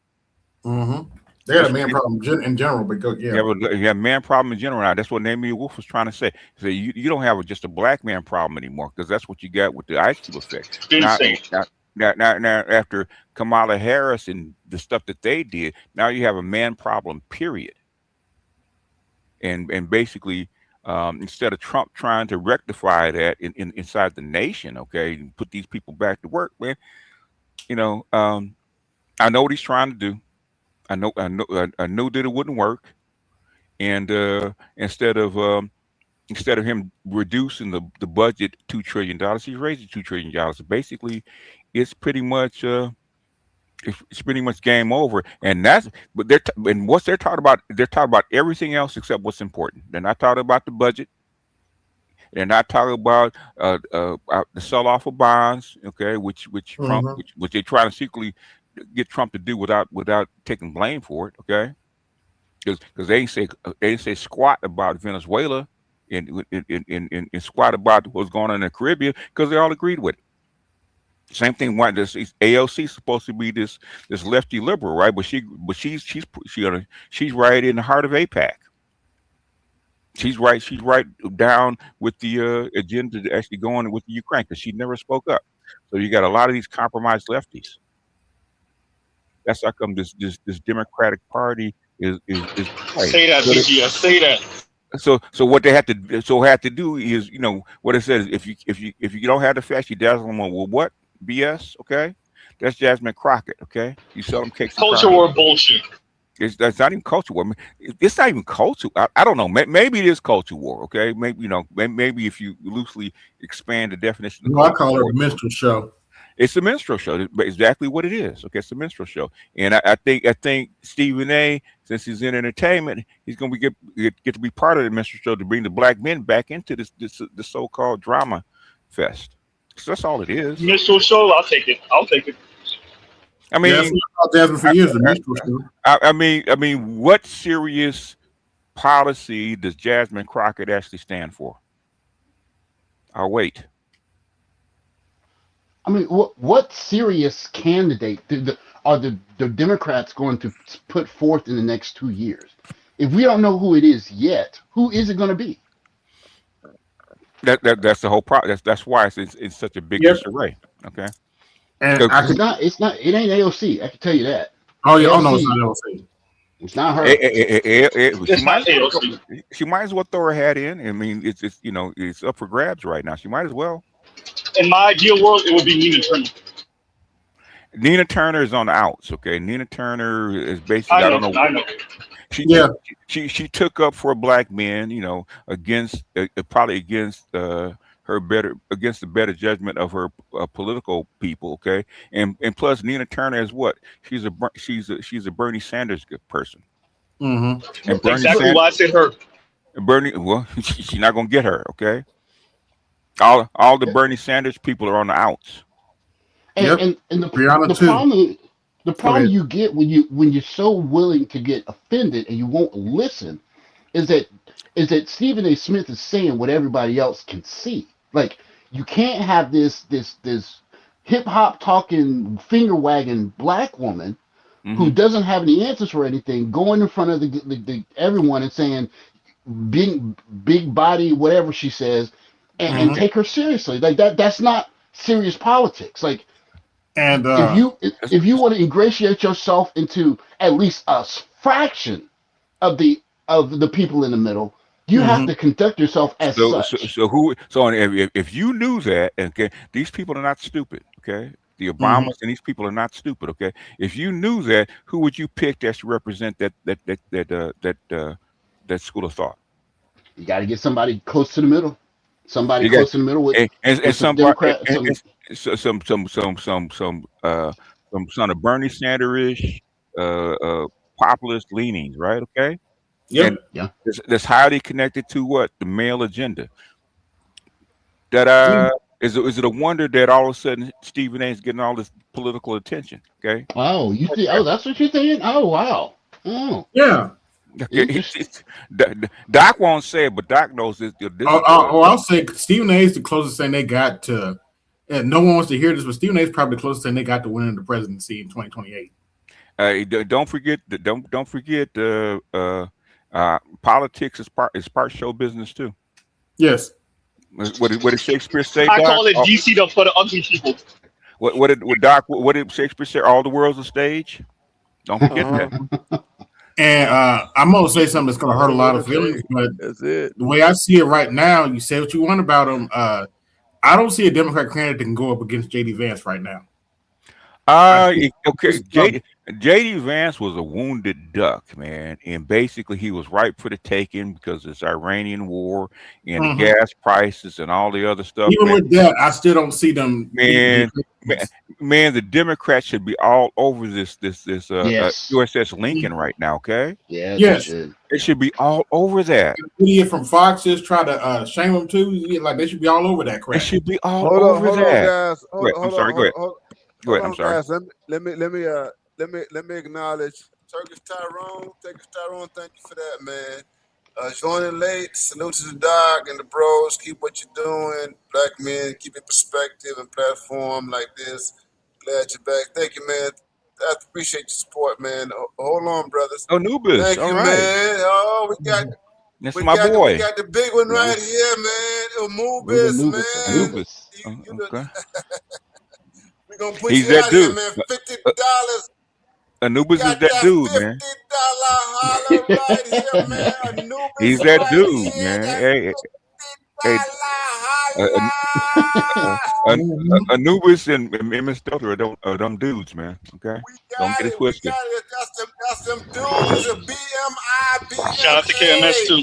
BME, BMH right here. We got the doggone thing here, man. Thank you, my brother. I appreciate you for that support. All right, brothers. We got it. Crumbling, you have no idea who.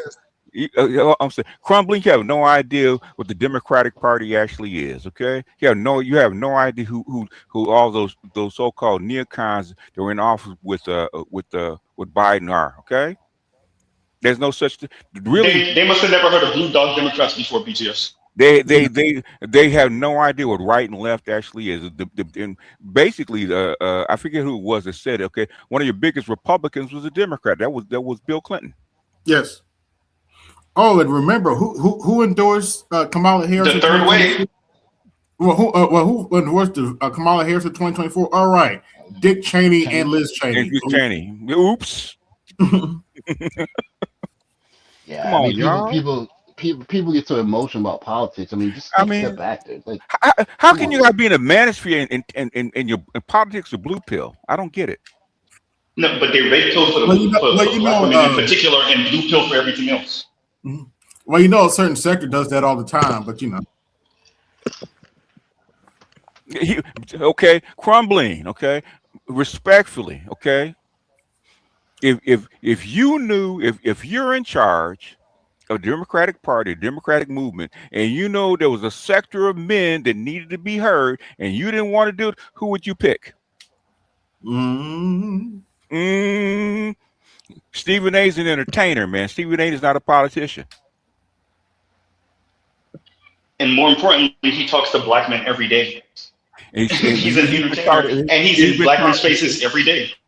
He's been talking to black men for damn near 40 years. Okay, who would you pick? Yes. And why is he getting all this political attention?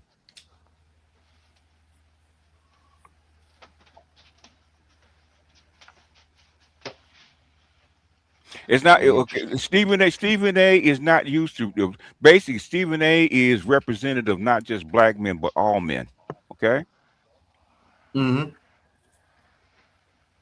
He's a counter because you have a whole lot of black men that ride with Stephen A. Okay, and white men that ride with Stephen A. What exactly did Stephen A. Smith say that was wrong? He spoke about exactly what I'm speaking about. This whole agitation politics and sass mama Jasmine Crockett. Exactly. That's not You're not moving the needle. You're not moving the needle. You're bloviating. That's cool, but where and as BGS was saying, where's the policies that's coming out? What are y'all challenging Trump on? What are y'all standing up against? Really? How did Stephen A. wind up on a left wing show called The View? Oh. Come on, y'all. Mm-hmm. And he actually said the same thing I said up about Michelle Obama. What she said about men during the last election wasn't fair at all.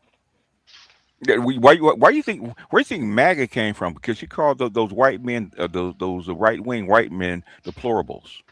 Oh yeah. Where do you think they came from? Yeah. Sure. They were outs, and so they had and Cheney's and those kind of folks wouldn't pick them up. Okay, so they had no out, and all of a sudden Trump says, "I'll take them." Mm-hmm. That's what Let me say this. Go ahead, Pastor. Y'all go. No, I was just going to say it's fair to say that if Clinton had said that, she possibly could have been president. I mean, you can't call people. We know why. We know why. Hillary's not president. And that little thing that happened in the movie about. There wasn't no little thing. That was a big thing. Okay. Oh yeah. that wasn't no little thing, man. That was a big thing. Okay. But I mean, she could have possibly gotten away with it without that sentence. But when she said that sentence, like, you're just writing off like that. That's the thing that you listen to Jasmine Crockett. Like, you're running in Texas. Come on, you have to say something that's going to get some of those middle of the road white and black, white men and women to come to your side. The fact that Obama and the majority of the center of the Democratic Party did not back Jasmine Crockett for that Senate run tells you everything. Okay, there you go. Nobody knew who the hell Tellerico was. Why would they pick him? Mm-hmm. Good point. There you go. Let me say this.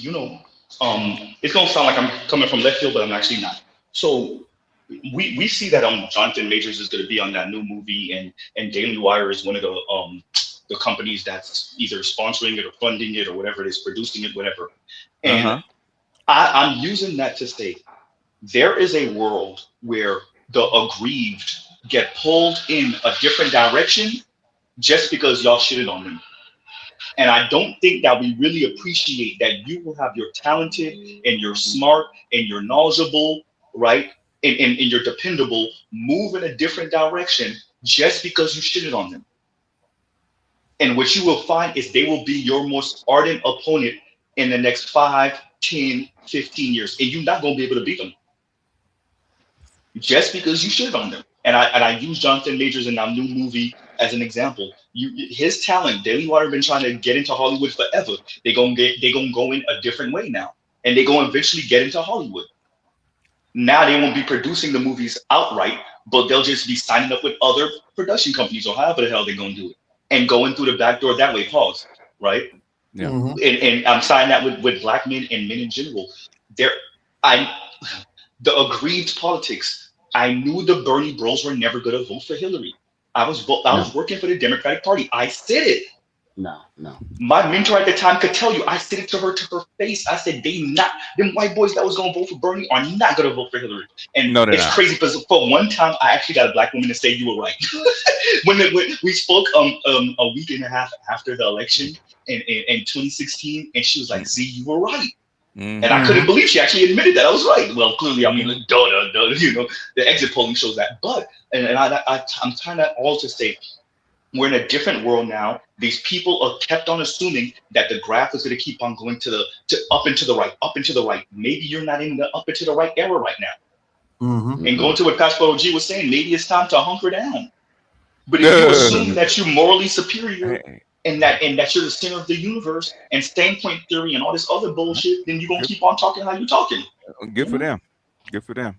So in other words, when the bear's gnawing on your leg, I'm just gonna walk over you. On your face, better yet. And something Pastor OG said earlier, when the Democrat Party has their thumb in their mouth, no, they have their thumb somewhere else.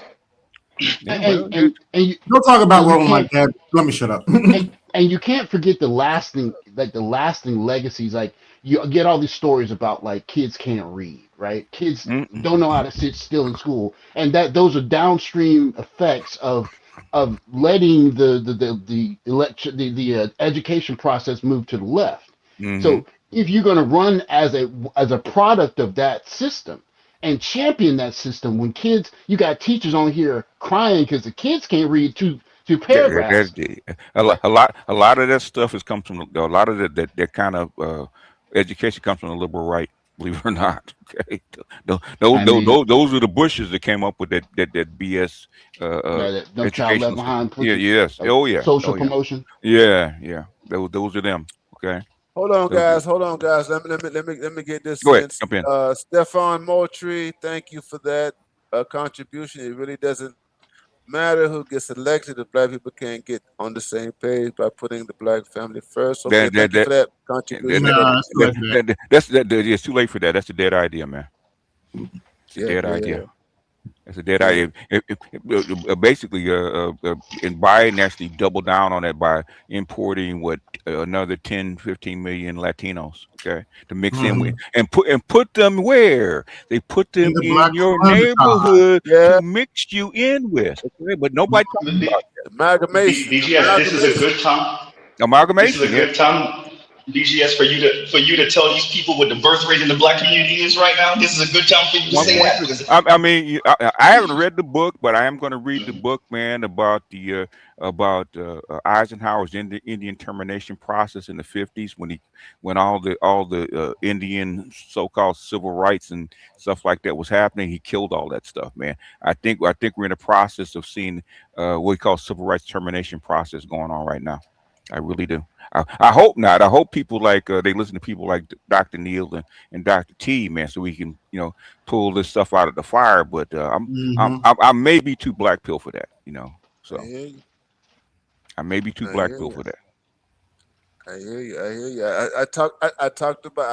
I told everybody, throughout this broadcast, I say I'm not blue. I'm not purple. I'm not red. I'm the last one. We in the same camp. Hey, Doc, are you he who remains? I can't. I can't. You're not he who remains, are you? He who remains. You ain't that far gone, are you? I can't announce the last one. I mean, I still got, I'm still thinking about the year 3000, but I'm in between, all that kind of stuff. Man, I mean, you got Musk, you got Altman talk about no later than 2035, man. Jesus Christ, man, this stuff is moving fast. Okay, it is moving, man. Go ahead. BGS and Doc Neal, the lack of awareness, and if you, my bad, yo. I mean, tell your baby mom to sit down, T. Anyhow, yeah, but we don't want to get Dr. Neal in too much trouble, man, because no. Because I'm sure you're still hearing about that Ice Cube effect, man. I'm sure still being dropped. Yeah, and I'm about to start school in a week, so I got to, I have to moderate things and what have you. So I don't want to go too far. I wanted to. But you can drop that Naomi Wolf, man, because that'll make all them feminists pay attention. Yeah, so here's the thing. So I want to say this because BJ's here because I've been going through it. Yeah, man. I know who she is. I know her history and all that Yeah. kind of Mm-hmm. stuff. And so, what I'm going to do either, and I will say this to all the guys, I might do a long live on her, Mm-hmm. or I might do some just structured videos, short videos, Mm-hmm. breaking it down, because the thing about Naomi is that, and she disavows this. She disavows her influence on Mm. this culture. Oh, Yeah, really? She and does. Oh, so really? she tries to so in that interview, here's the thing. So I give her a lot of credit. I mean, you have few women who will say I was wrong, right? Mm-hmm. Yeah. Few feminists. I mean, Yeah. it's just it's a rarity Yeah. that feminists will say that they're wrong.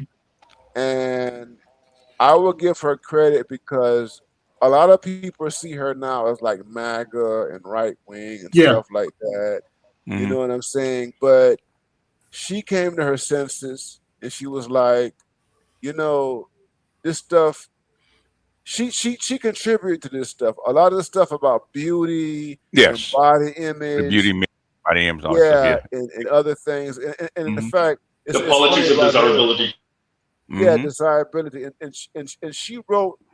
There are essays and there's books that she wrote that scholars called her account on because they were ahistorical. You know what I'm Mm-hmm. saying? And so she was charged with fabricating history and stuff like that.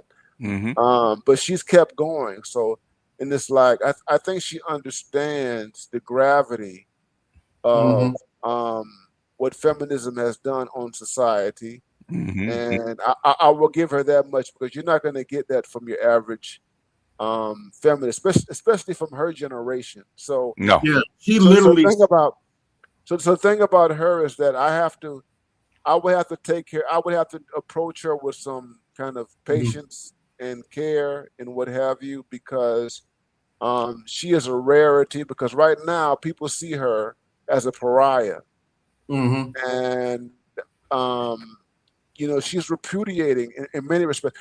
And I'm Yeah. gonna say this. And I'm gonna say this here. So there was a famous literary scholar. His name was Harold Bloom, Oh, and okay. Yeah, I remember him. Yeah. yeah, he taught at Yale, and she me too'd him. Mm. Mm. She Mm. me in the '80s. Yeah, Mm. in the Okay. '80s. So Harold Bloom is a Jewish guy. He's from New York, Brooklyn guy, working class background and stuff like that. But very profound literary scholar and stuff like that. And he was the kind of guy. I'm gonna say this. This is like, I'm gonna say this. I don't want to call it gossip or anything like that. But this is documented, okay? Um, but he would invite students to his home, and he had a lot of female students and stuff like that. And he invited her to his home, and she accused him of trying Mm. to grope her. Mm. And so this was a man. He's dead now. But he was a major. I mean, Harold Bloom is just he's a major icon in terms of American literary studies and stuff like that. Anyway, but she me too'd him, Mm. and she's kind of stained. She didn't stain him enough to like destroy him, but she was young. She was 20 something years old. And she said that she went to his house and she sat next to him, and he put his hands on her on her knees, Mm-hmm. and she felt uncomfortable and all kind of stuff, and she made it public and all that kind of stuff. And it didn't destroy him, but it stained him. You know what I'm saying? But so she was one of them kind of people right there. We call them microaggressions, right? Uh-huh. So today they call them microaggressions. So she was like, back in the '80s they called that stuff micro. You would frame it as microaggression. Anyway, so Naomi Wolf is someone that I have to contextualize, and um, I wouldn't be, y'all. I mean, y'all know I be going hardcore on these chicks, man. But the thing about her is that she will admit the errors of feminism, Yes. Yeah. and yeah, She went hard. and She went hard in her interview on feminism. I was shocked. yeah, As she went, a and feminist, I, she I went was hard. I I was shocked too, because basically, and I'm not gonna go too deep into this. It's like you have a woman who's in her 60s. She's like 63, 64 years old, and she's like, Right. we fucked up. Yeah. And yeah, that's basically her thing. We fucked up. That's an insider, but- and she's an insider. She's that age. She's the white bell hooks. Okay. No, man, She's she was literally the the age of second wave No. feminism. She She was the queen because she was a pretty woman. You talking The about pretty woman? a pretty white female Yep. who was a feminist. The feminist. And Yeah. who was a writer and very influential and stuff like that. So, I mean, she Yep. wrote a book. Her most famous book. She wrote a book called The Beauty Myth. Beauty myth. Yeah. And she was like well renowned. You know what I'm saying? Yeah, she was. She was. Yeah, she Yeah, was. yeah, yeah. She was that chick back in the 90s. Okay. Yeah, she had. It was the pretty girl swag. Mhm. And it's like, okay, I'm 60 something years old, and I'm like, yeah, we fucked up. Mhm. Beauty Yeah, is she a said- thing. Men like coochie. That's it. Men like Mhm. coochie, and women like men who have status. So BGS, man, you in my head. I'm gonna tell you, BGS, you are in my head right now, man, because I'm like, okay, how do okay, BGS is telling me if BGS says I need to do this video, I need to do this video. I got mean, other people saying do the video, but Doc, Go ahead. you are the perfect person because I mean, to get a PhD, especially in any kind of social science, you have to be a trained feminist, okay? Whether you're a feminist or not, you're trained in it, okay? You have to, And you steeped in philosophy and politics. You're the Yeah. perfect person that you break her down, okay? yeah. Because you came up when she was a hero. You were in school when she was the hero of the feminists. Yeah. Oh my God! In the '90s, oh Lord Jesus Christ! Naomi Wolf could do so- no wrong in the 90s. Okay. Man, she was infallible. She was the Pope. Okay. Yeah, she was. And man, she was the Pope. I mean, you talking about pretty girl privilege and all that kind of stuff. And even the black women. I know black feminists right now who were uncritical, who just absorbed everything that she said. Okay. And so I get it. And and here's the thing. I'm in on this. So a woman like Bell Hooks, she hates somebody like Naomi Wolf. She didn't like him. She Bell didn't. Hooks, She didn't. yeah. Oh damn! I Bell can Hooks, see. Yeah. Oof. Yeah, I mean, because Naomi Wolf had all the things that Bell Hooks desired, which was being everything. rich, white, and pretty. Oh Okay. my God. Mhm. Oh my God. Yeah, I'm looking at some of her younger pictures. Good lord. Yeah, she was that. Doc can tell she was that chick, man. Back in the She back was in the the chick, 90s, man. she was that chick. Yeah. She was the chick. So when BGS, you talk about the myth of white womanhood. Yes. Oh, Doc. And the resentment that is there, black female resentment towards white women. Oh my God, that's it. Bell Hooks. If you juxtapose Bell Hooks with Naomi Wolf, and you think about black female resentment of white women, that's it right there, man. Yeah. Naomi Wolf was basically the Gloria Steinem of the 90s. Okay. Okay. That's Wow. how big Naomi Wolf was. Most black men don't really know her that well, but in the feminist world and in the liberal feminist white world, okay, oh my God, yes, they could do nothing but praise her, and all of those rich white feminist progressives. Oh my God, okay. Yeah, But the thing with Naomi Wolf also. Okay. Go ahead. Who's first? Go ahead, Z. Oh, thanks, Doug. The thing with Naomi Wolf too, if y'all saying she's 63, she came up with second wave feminism. She came up with that. So that's number one.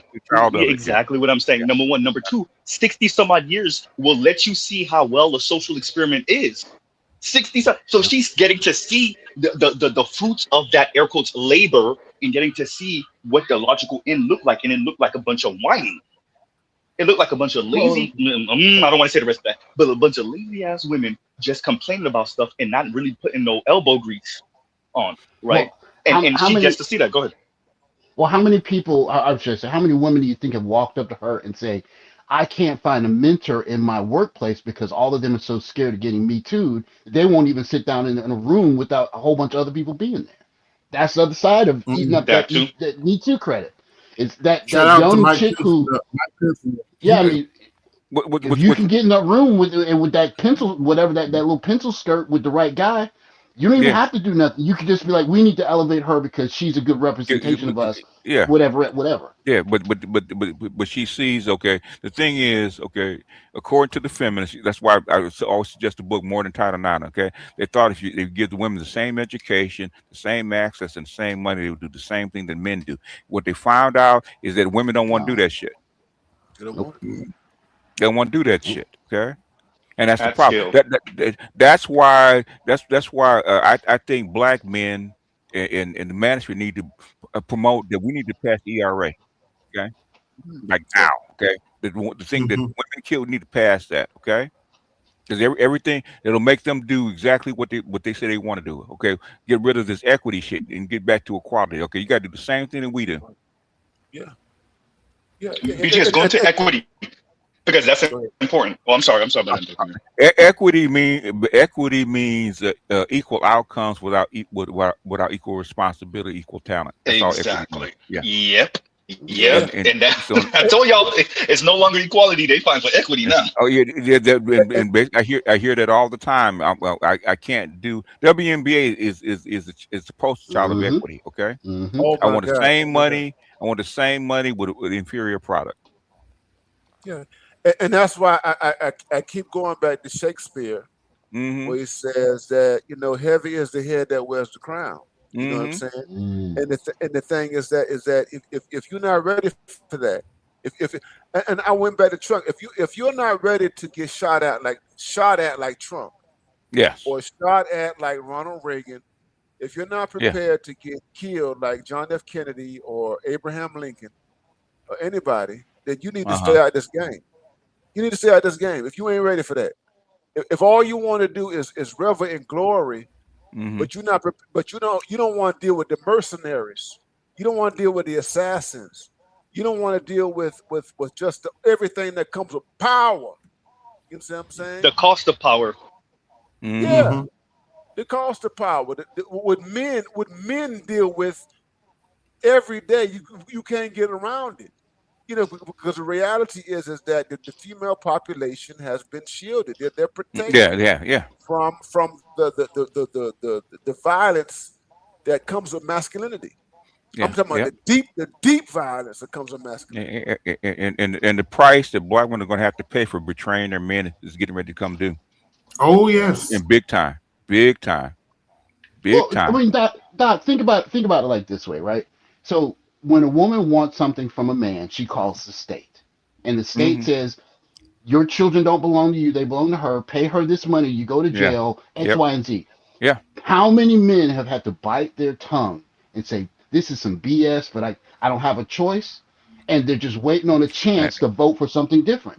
And You know how many black men would divorce their wives if they weren't it didn't have a government gun to their head. yep, there you Oh go. my Oh God. yeah. So I've said this on the Roger Push channel. I said they're not even doing the wrong thing the right way. I know that sounds crazy, right? But they're not even doing the wrong thing the right way. So what do we have Mm-hmm. now? And this is why I was asking you to say the birth rate earlier, BGS. Going to what you just said, Passport OG, how you gonna hold me hostage about a kid I didn't have? Ooh. Yeah. Not with no Yeah. 1.3 kids. You see what I'm Yeah. saying? Don't So talk about what me you're like that. I mean, like me too, though, right? Like, so the thing, right? So the thing that we're dealing with now is that's why they're begging. That's why I was spamming that clip a couple of days ago for you, BGS, right? Buy me buy me stuff, right? The buy me stuff is because Mm-hmm. they're not I, attached to us I, no more. They're fully not attached to us. Go ahead. I encourage I actually encourage basically this kind of mercantile exchange of sex. Okay, go ahead and do it.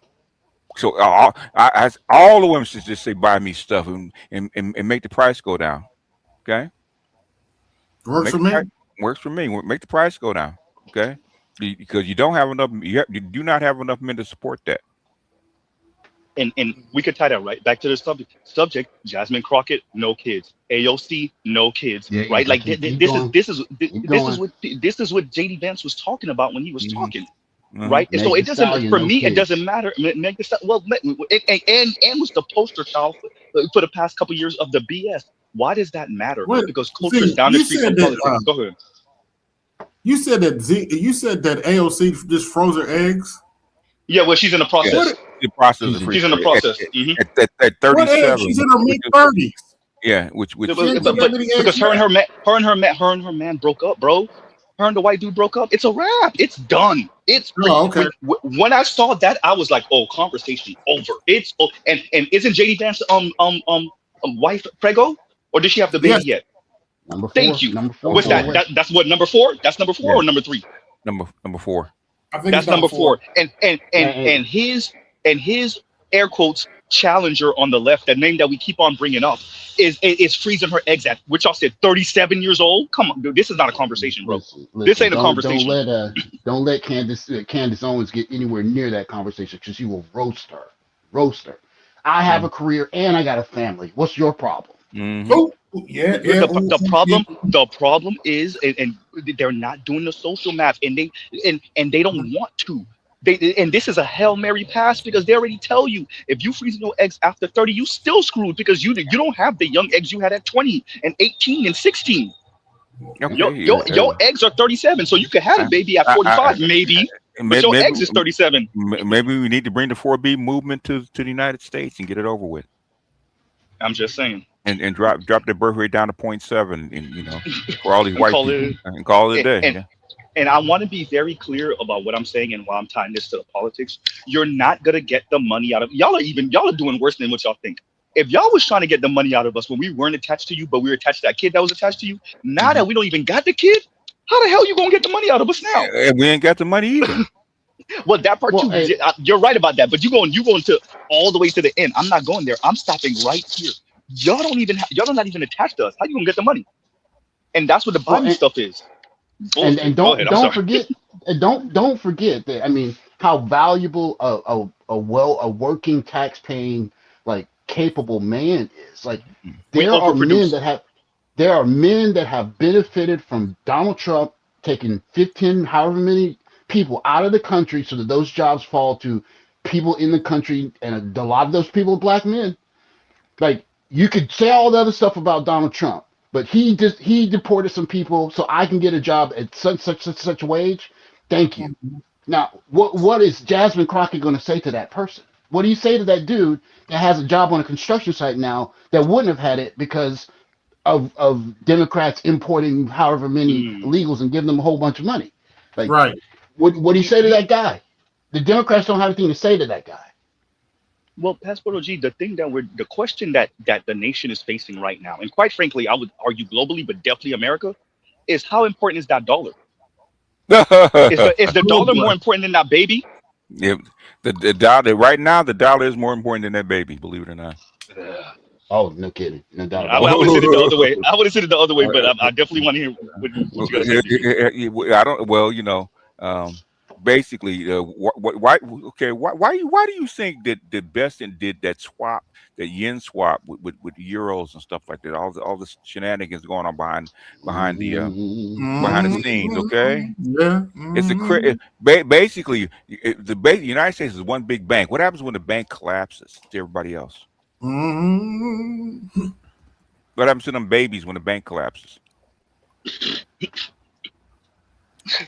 They're broke just like their mama and their daddy. It's worse than that. What happens? What happens when the supply chain breaks up, sir? You're thinking too small. Stop thinking like a lefty. Okay. I mean, Stop thinking like a blue pill lefty. When you start seeing that they can't supply an aircraft carrier, that's a problem. That's I saw that. I saw that. Basically, that tells you what the other two aircraft carriers happened to them. Those were mutinies. They just tried to hide, okay? Because same thing happened on the Lincoln happened to the other two carriers. They had to pull out of service. The exact same thing.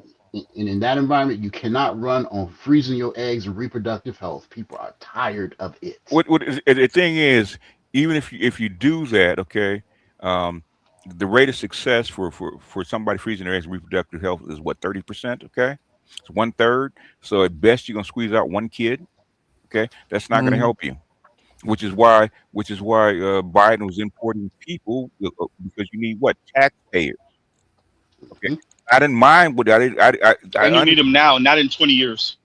I understand what he did, but the thing is, why do you lie? Why do you have to lie to people and do it behind their Yeah, back? to tell them the truth. Tell them the truth. Okay, you know what, we need taxpayers, because if not, you're not going to have your Social Security in 10 years. Okay. I agree with you on this 100%, BGS, because for me, it would have to be a bit more brutal than that, because you hoes ain't having these kids. That part. The thing is, when you get into why you're doing it, and you get into why it's happening. Okay, and the thing is, your kids, those kids, if you actually ramp up the birth rate now, it's going to help you for another 20 years. Mm-hmm. You need workers Yep. now. Yep. So in other words, the stuff that you did way back 30, 40 years ago is now showing up. Mm-hmm. Yep. Even closing. as much as right wing as Ronald Reagan was, and as much as he hated welfare, guess what he did in the 80s? He increased welfare to do what? Raise the fertility rate. Mm-hmm. And Ronald Reagan hated welfare. Why did he do it?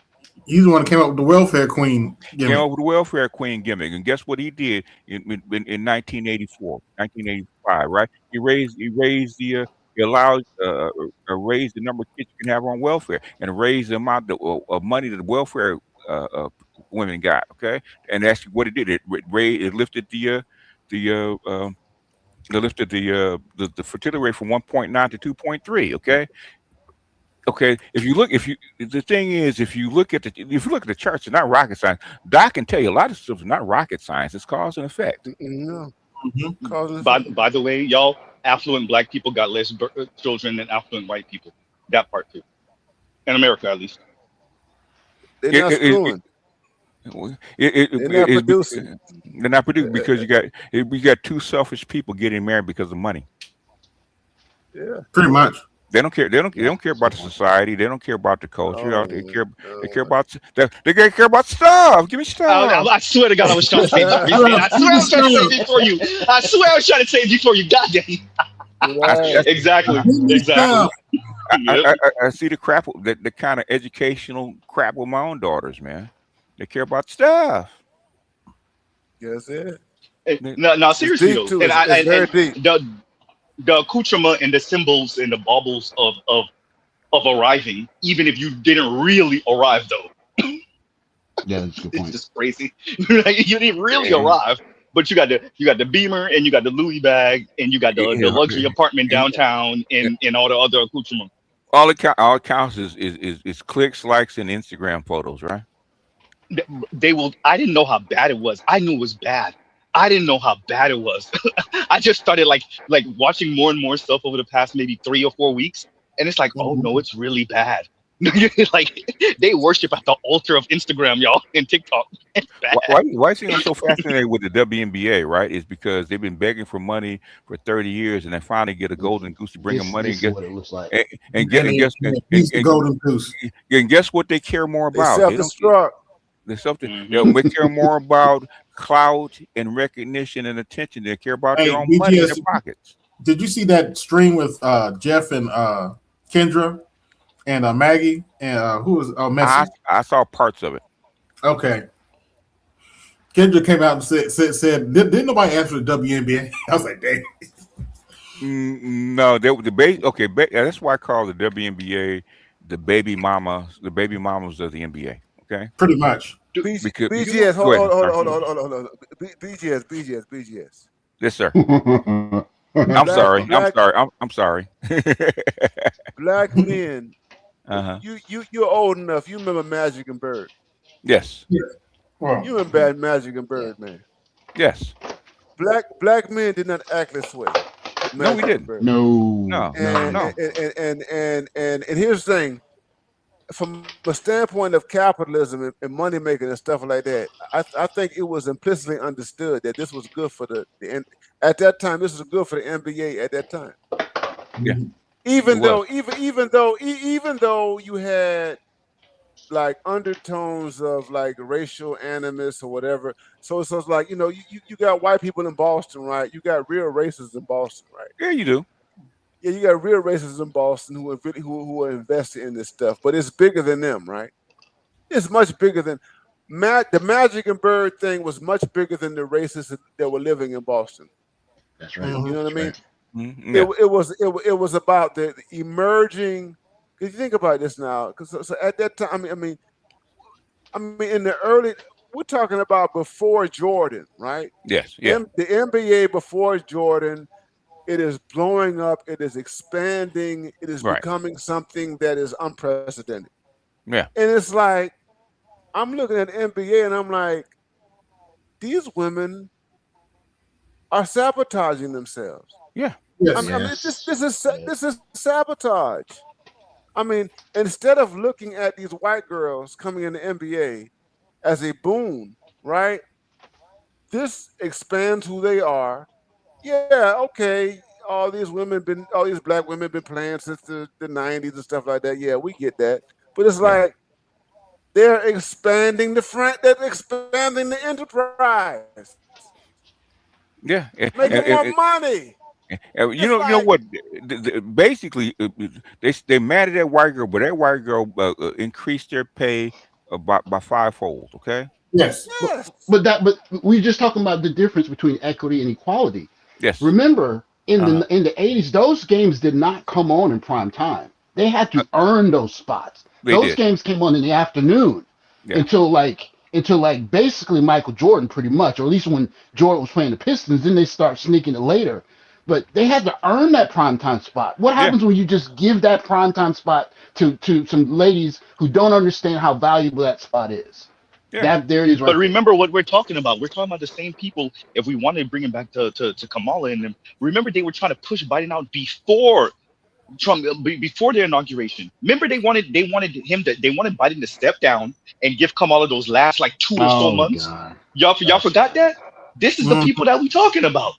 Yeah, So that's of course, true. the WNBA, that ain't shit. If they wanted the goddamn president to step down so that we can so we can claim the last 2 or 3 months of another president's term. Okay. Shit, go ahead. Okay. The thing is, they were trying to give her a boost because they needed Kamala Harris to win. Okay, and they needed her to win to keep the Biden's team in place because Biden's team was the one doing the Ukraine thing and also Yeah. the Gaza thing. Okay, they Yeah. needed those people to stay in place, and they knew Trump was going to get rid of them. So it's really not about male or female. Okay, it's bigger than that. Okay. Bigger had Oh none of yeah. we had if a guy had been in place, they'd have picked him. The thing is, she's the only one. She's the only one that they trusted to actually carry through. She had to pledge The heir apparent. everybody in place. Yeah, she had to pledge that. A drunk egg. Ooh, I shouldn't say that. No, I shouldn't Because say a whole that.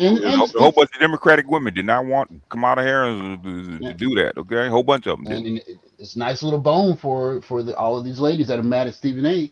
Hey, we got our first black president. It's like, okay, two birds, one stone. Except they didn't care. Okay, just like Obama. Obama got in not because he was black. Obama got in is because your white neoliberals nuked the whole banking system. That's why. Yeah, And yeah, the Asian population that held all the money didn't trust no more white people. they got screwed in 2008. A whole bunch of people got screwed over here. Because right after the election, guess what? They didn't want to talk to George Bush no more. Okay. George Bush did not take another call from the G20 to G7 after Obama won. They didn't want to talk to him no more. That's how bad it was, and that's why he got I it. remember them covering in BTS like, oh no, this is gonna be the fastest transition team. We're already talking to Obama. We're already forwarding everything to him and blah blah and his team. And I'm like, I was 22, and I was like, yeah, this is bullshit. They knew that in freaking October. Okay. They knew that in October. Okay, the thing is, this is Doc might know this because he probably seen this because Doc is astute, right? Okay, when Obama's staff first got in the very first day, started looking at all the files. They said this is a mess. Guess what Obama said? We wouldn't be here if it wasn't. Yep.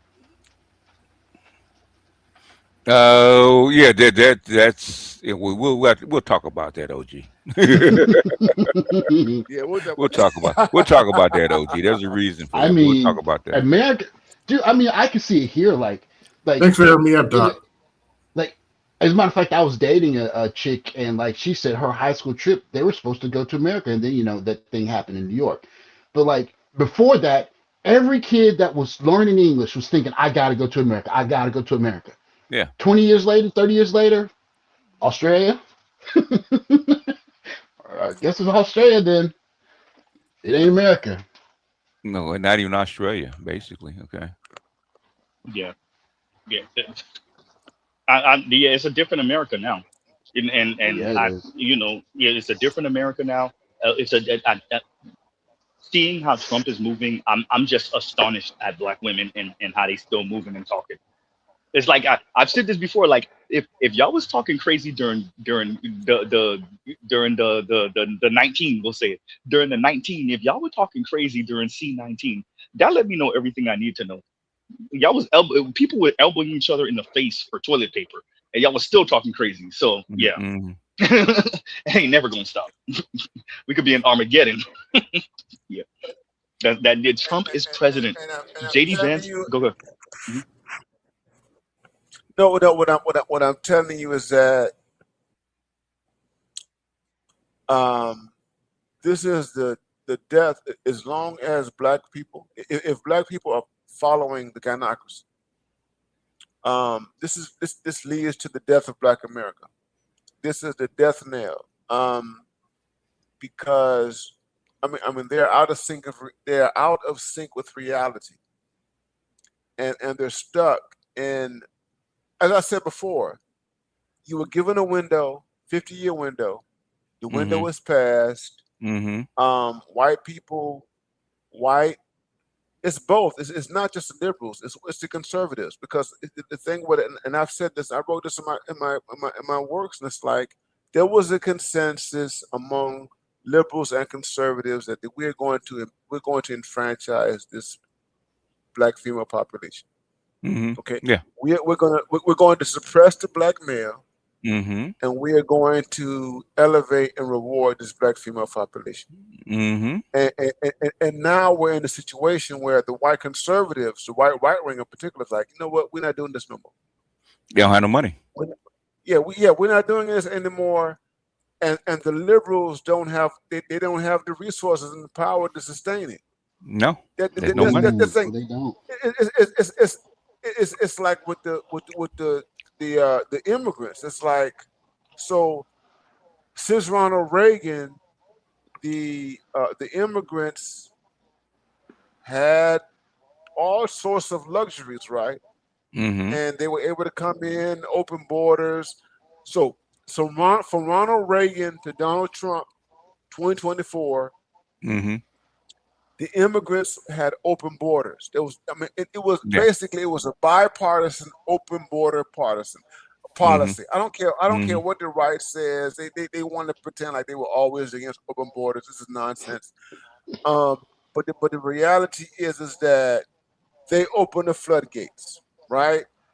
And they created these so-called model minorities. So here we are in 2024, and you have these Mm-hmm. right-wing people, conservative people, like, okay, we're not doing this no more. So it's like, Mm-hmm. okay, we don't want all you Nigerians who are in medicine and chemistry and all that. We're like, we're not excited about you all no more. Y'all got to go. All the Haitians and the Indians, all the Indians who were in tech and pharmaceuticals and all that. And I was like, we open the doors for y'all since Reagan, but it's like, y'all got to get up out of here. You know what I'm saying? We tired of this shit. You know what I'm saying? And the same thing is happening with the black women. You understand what I'm saying? Yeah. It's like they had a window. There was a window that they allowed the folks to come in and to benefit and to develop themselves. And it's like, okay, the window is closed now. We don't need y'all no more, and we need to go on, because if we continue to enfranchise y'all gonna jeopardize our own interests and all that kind of stuff. Well, You well, know what I Doc. mean? Well, Doc. What happens if you think that window is your birthright? and it's going to always be there. Yeah, then you get what you got. What's going on in Europe right now? Yeah, you're gonna keep trying to play that card until it doesn't play no more. Yeah. And I would add to what Pastor OG says, and not only your birthright, but that it is cosmic justice and retribution, and which you have told yourself it's cosmic justice and retribution for a couple millennia of male patriarchy, chauvinism, sexism, misogyny, etc., etc. And so it is your birthright, and you're on the right side of history, and it's just desserts for the opposing side. Yeah, I mean, Yeah. basically, this white capitalist experiment didn't started in the 1500s in Mexico. Okay, so it's been 500 years. So it's not a couple of millennia. Let's not even get it twisted. Okay. Yeah. Oh no, I wasn't talking about white because I'm talking about the women, but yeah. But the thing is, and Doc will tell you, systems work is because systems don't work without the consent of everybody. Okay. Yeah. You cannot make women do stuff. Okay. Women have to consent. Okay. Women, when times get tough, guess what they're consenting more and more to? Patriarchy. Protect us, take care of us, work for us. Okay. Buy me stuff. Us. Buy me stuff. Feminism did not evolve until the Industrial Revolution, when women started working in factories. Okay, that's when all this stuff started. You can go back and look at it with the custody of infants and all that kind of stuff. All that, there was no such thing as feminism before the Industrial Revolution in the 1780s. Okay. No. Yeah. Look, and that's why I say it's like I've been rereading. So Pat Buchanan, he's the one who he's the father of American First. And yeah. Yes. And the thing, Pat Buchanan, he wrote for Richard Nixon and stuff like that, and he ran for presidency a couple of times or whatever, and everything like that. He was a major ideologue, and he was. Yeah. Yeah. Talking about right wing. Okay. Right wing. Yeah. And the thing about it is that I don't disagree with everything that he says. You know what I'm saying? But here's the thing. He wrote a book that came out in 2002 called "The Death of the West," and the thing about it, the whole book is about white women not having babies. Yeah.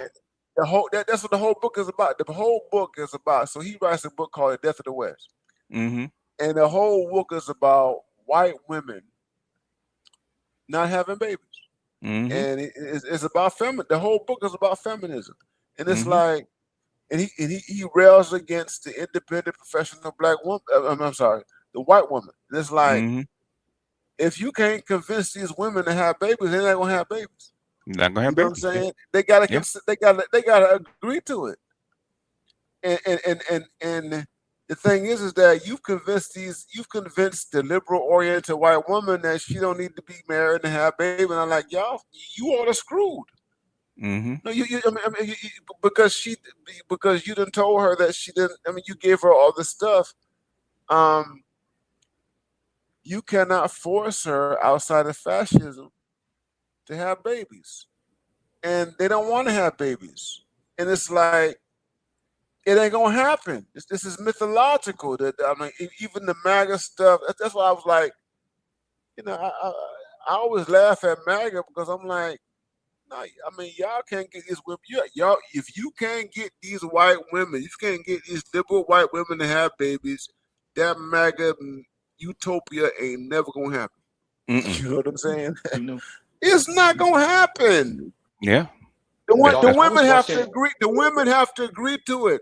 It's like with black women. That's why I say with black men. That's my BMI. It's like, if these black women continue to be resistant, you can't force these black women to do this stuff. You can't force no woman to do anything. Nope. Yeah, it's bigger patriarchy as South Korea. They can't force the Korean women to do it either. So it's not about being liberal. Go ahead. It's not about being liberal. So thing about South Korea is that they have to open the borders. South Korea, They have to open the borders, and the same thing is true not just South Korea but Japan. You'll see what Japan is doing. It's like you have to open your borders. You got to bring new populations in to perpetuate your society, your nation, whatever you want to call it. You know what I'm saying? And it's like, yeah, I mean, if the women don't want to reproduce, you got to bring in other women who gonna reproduce. Other people gonna reproduce. You know what I mean? Doc, Yeah, it is what it is. Doc, I was watching, and I'm so mad at myself for not saving it. It was an Asian woman, Asian American woman, and she was saying much of the thing you have to make having kids cool. And now this is me talking. You got to remember the image that you're competing against is Sarah Jessica Parker. It is traveling. It is frivolous sex. It is fun time. It is mimosas on a Saturday afternoon and brunch. So you're competing against that image with a baby. And then when you think about the competition, I also think that much of the issue is the intelligent of us and the educated of us don't want our kids to be us. We want our kids to be better than us. And people don't want to put in the money, the time, the energy, and the love into another person who might not get there, you know?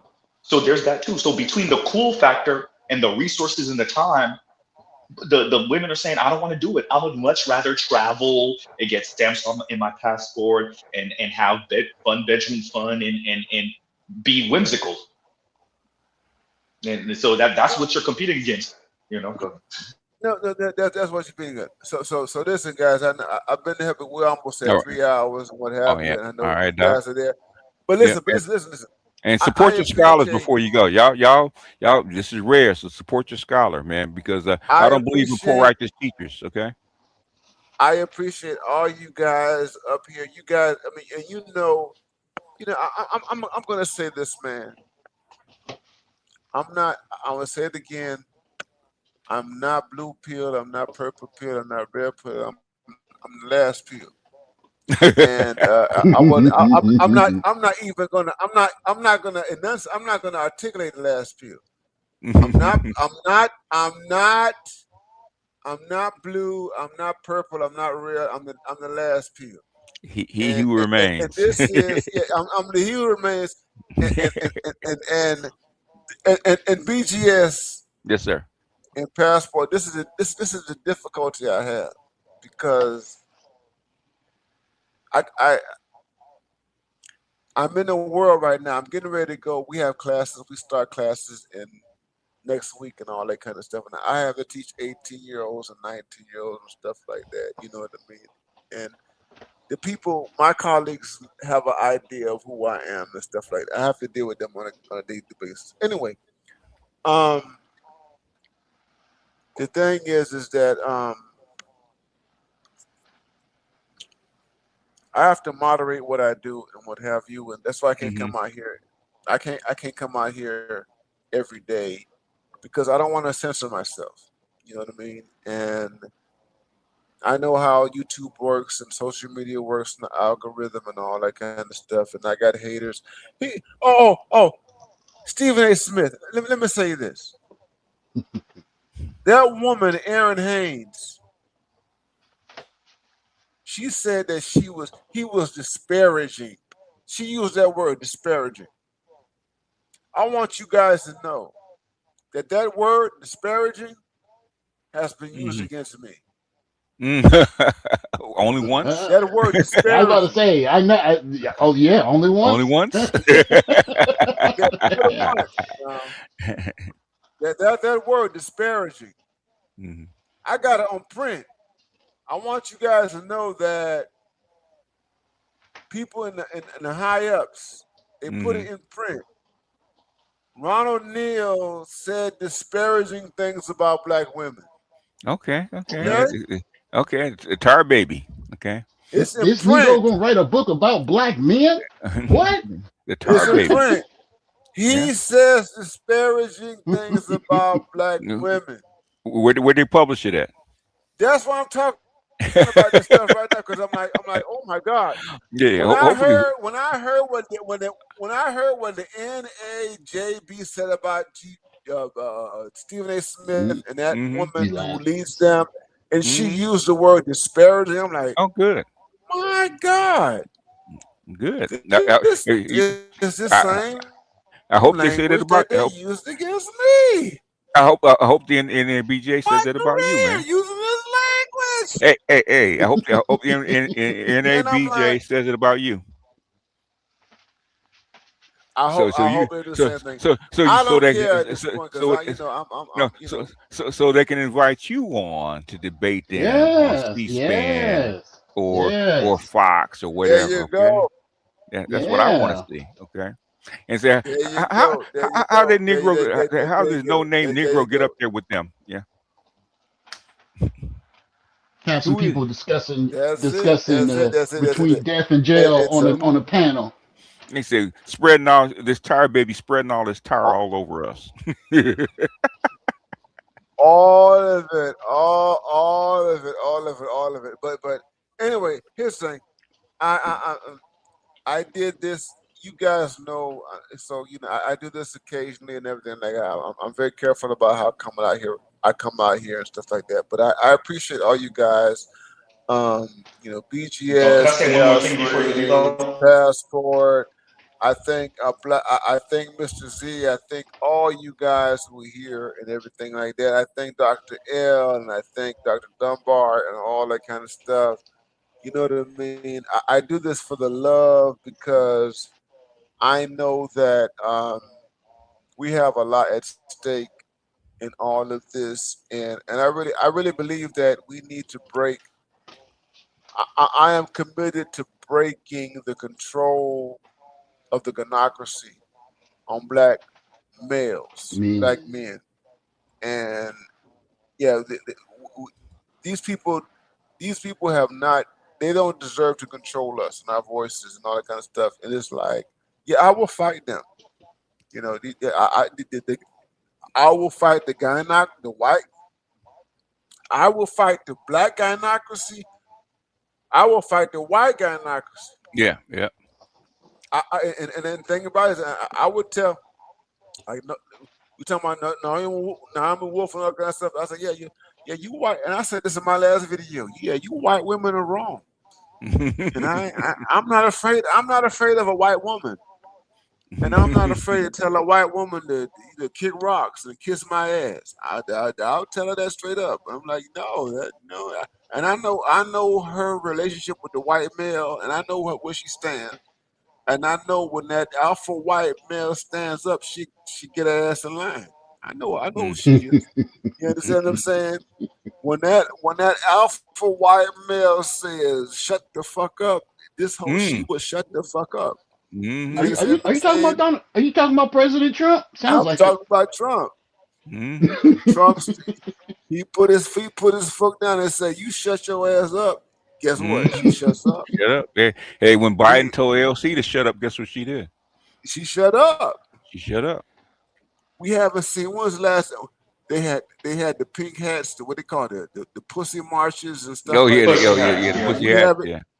Have we seen any pussy marches? No, we ain't seen no pussy marches since Trump played Mhm. office. And they too scared to hold on to their jobs. Okay. Yeah, we haven't We all have a we dad or haven't an uncle like that.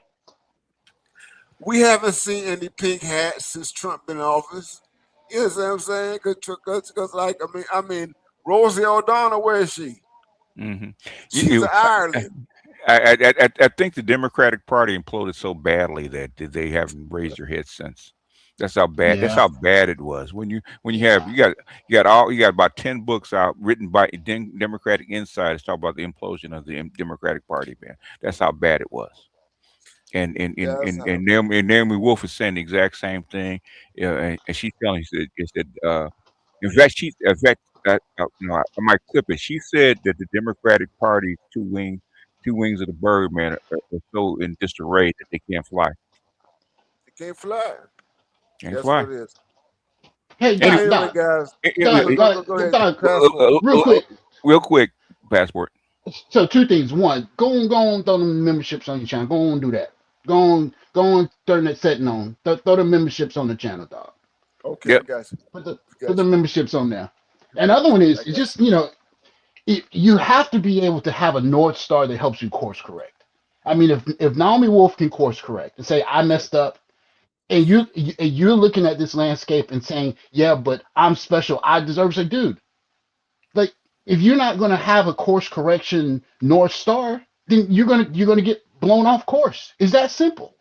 Like Yeah. 2026 politics is not the same as 2000 politics, as 2020 politics, as 2008 politics. The politic landscape is different. If you don't see that, you're out of your mind. Out of your Yeah, mind. absolutely. It's absolutely. No, you're absolutely right, Passport, man. And no. Things have shifted, brother. Things have shifted radically. And I'm going to end on this, man. Brothers, I'm not pessimistic. I love this. I love what we are. I'm going to end on this. I'm going to end this if we're gonna end the stream.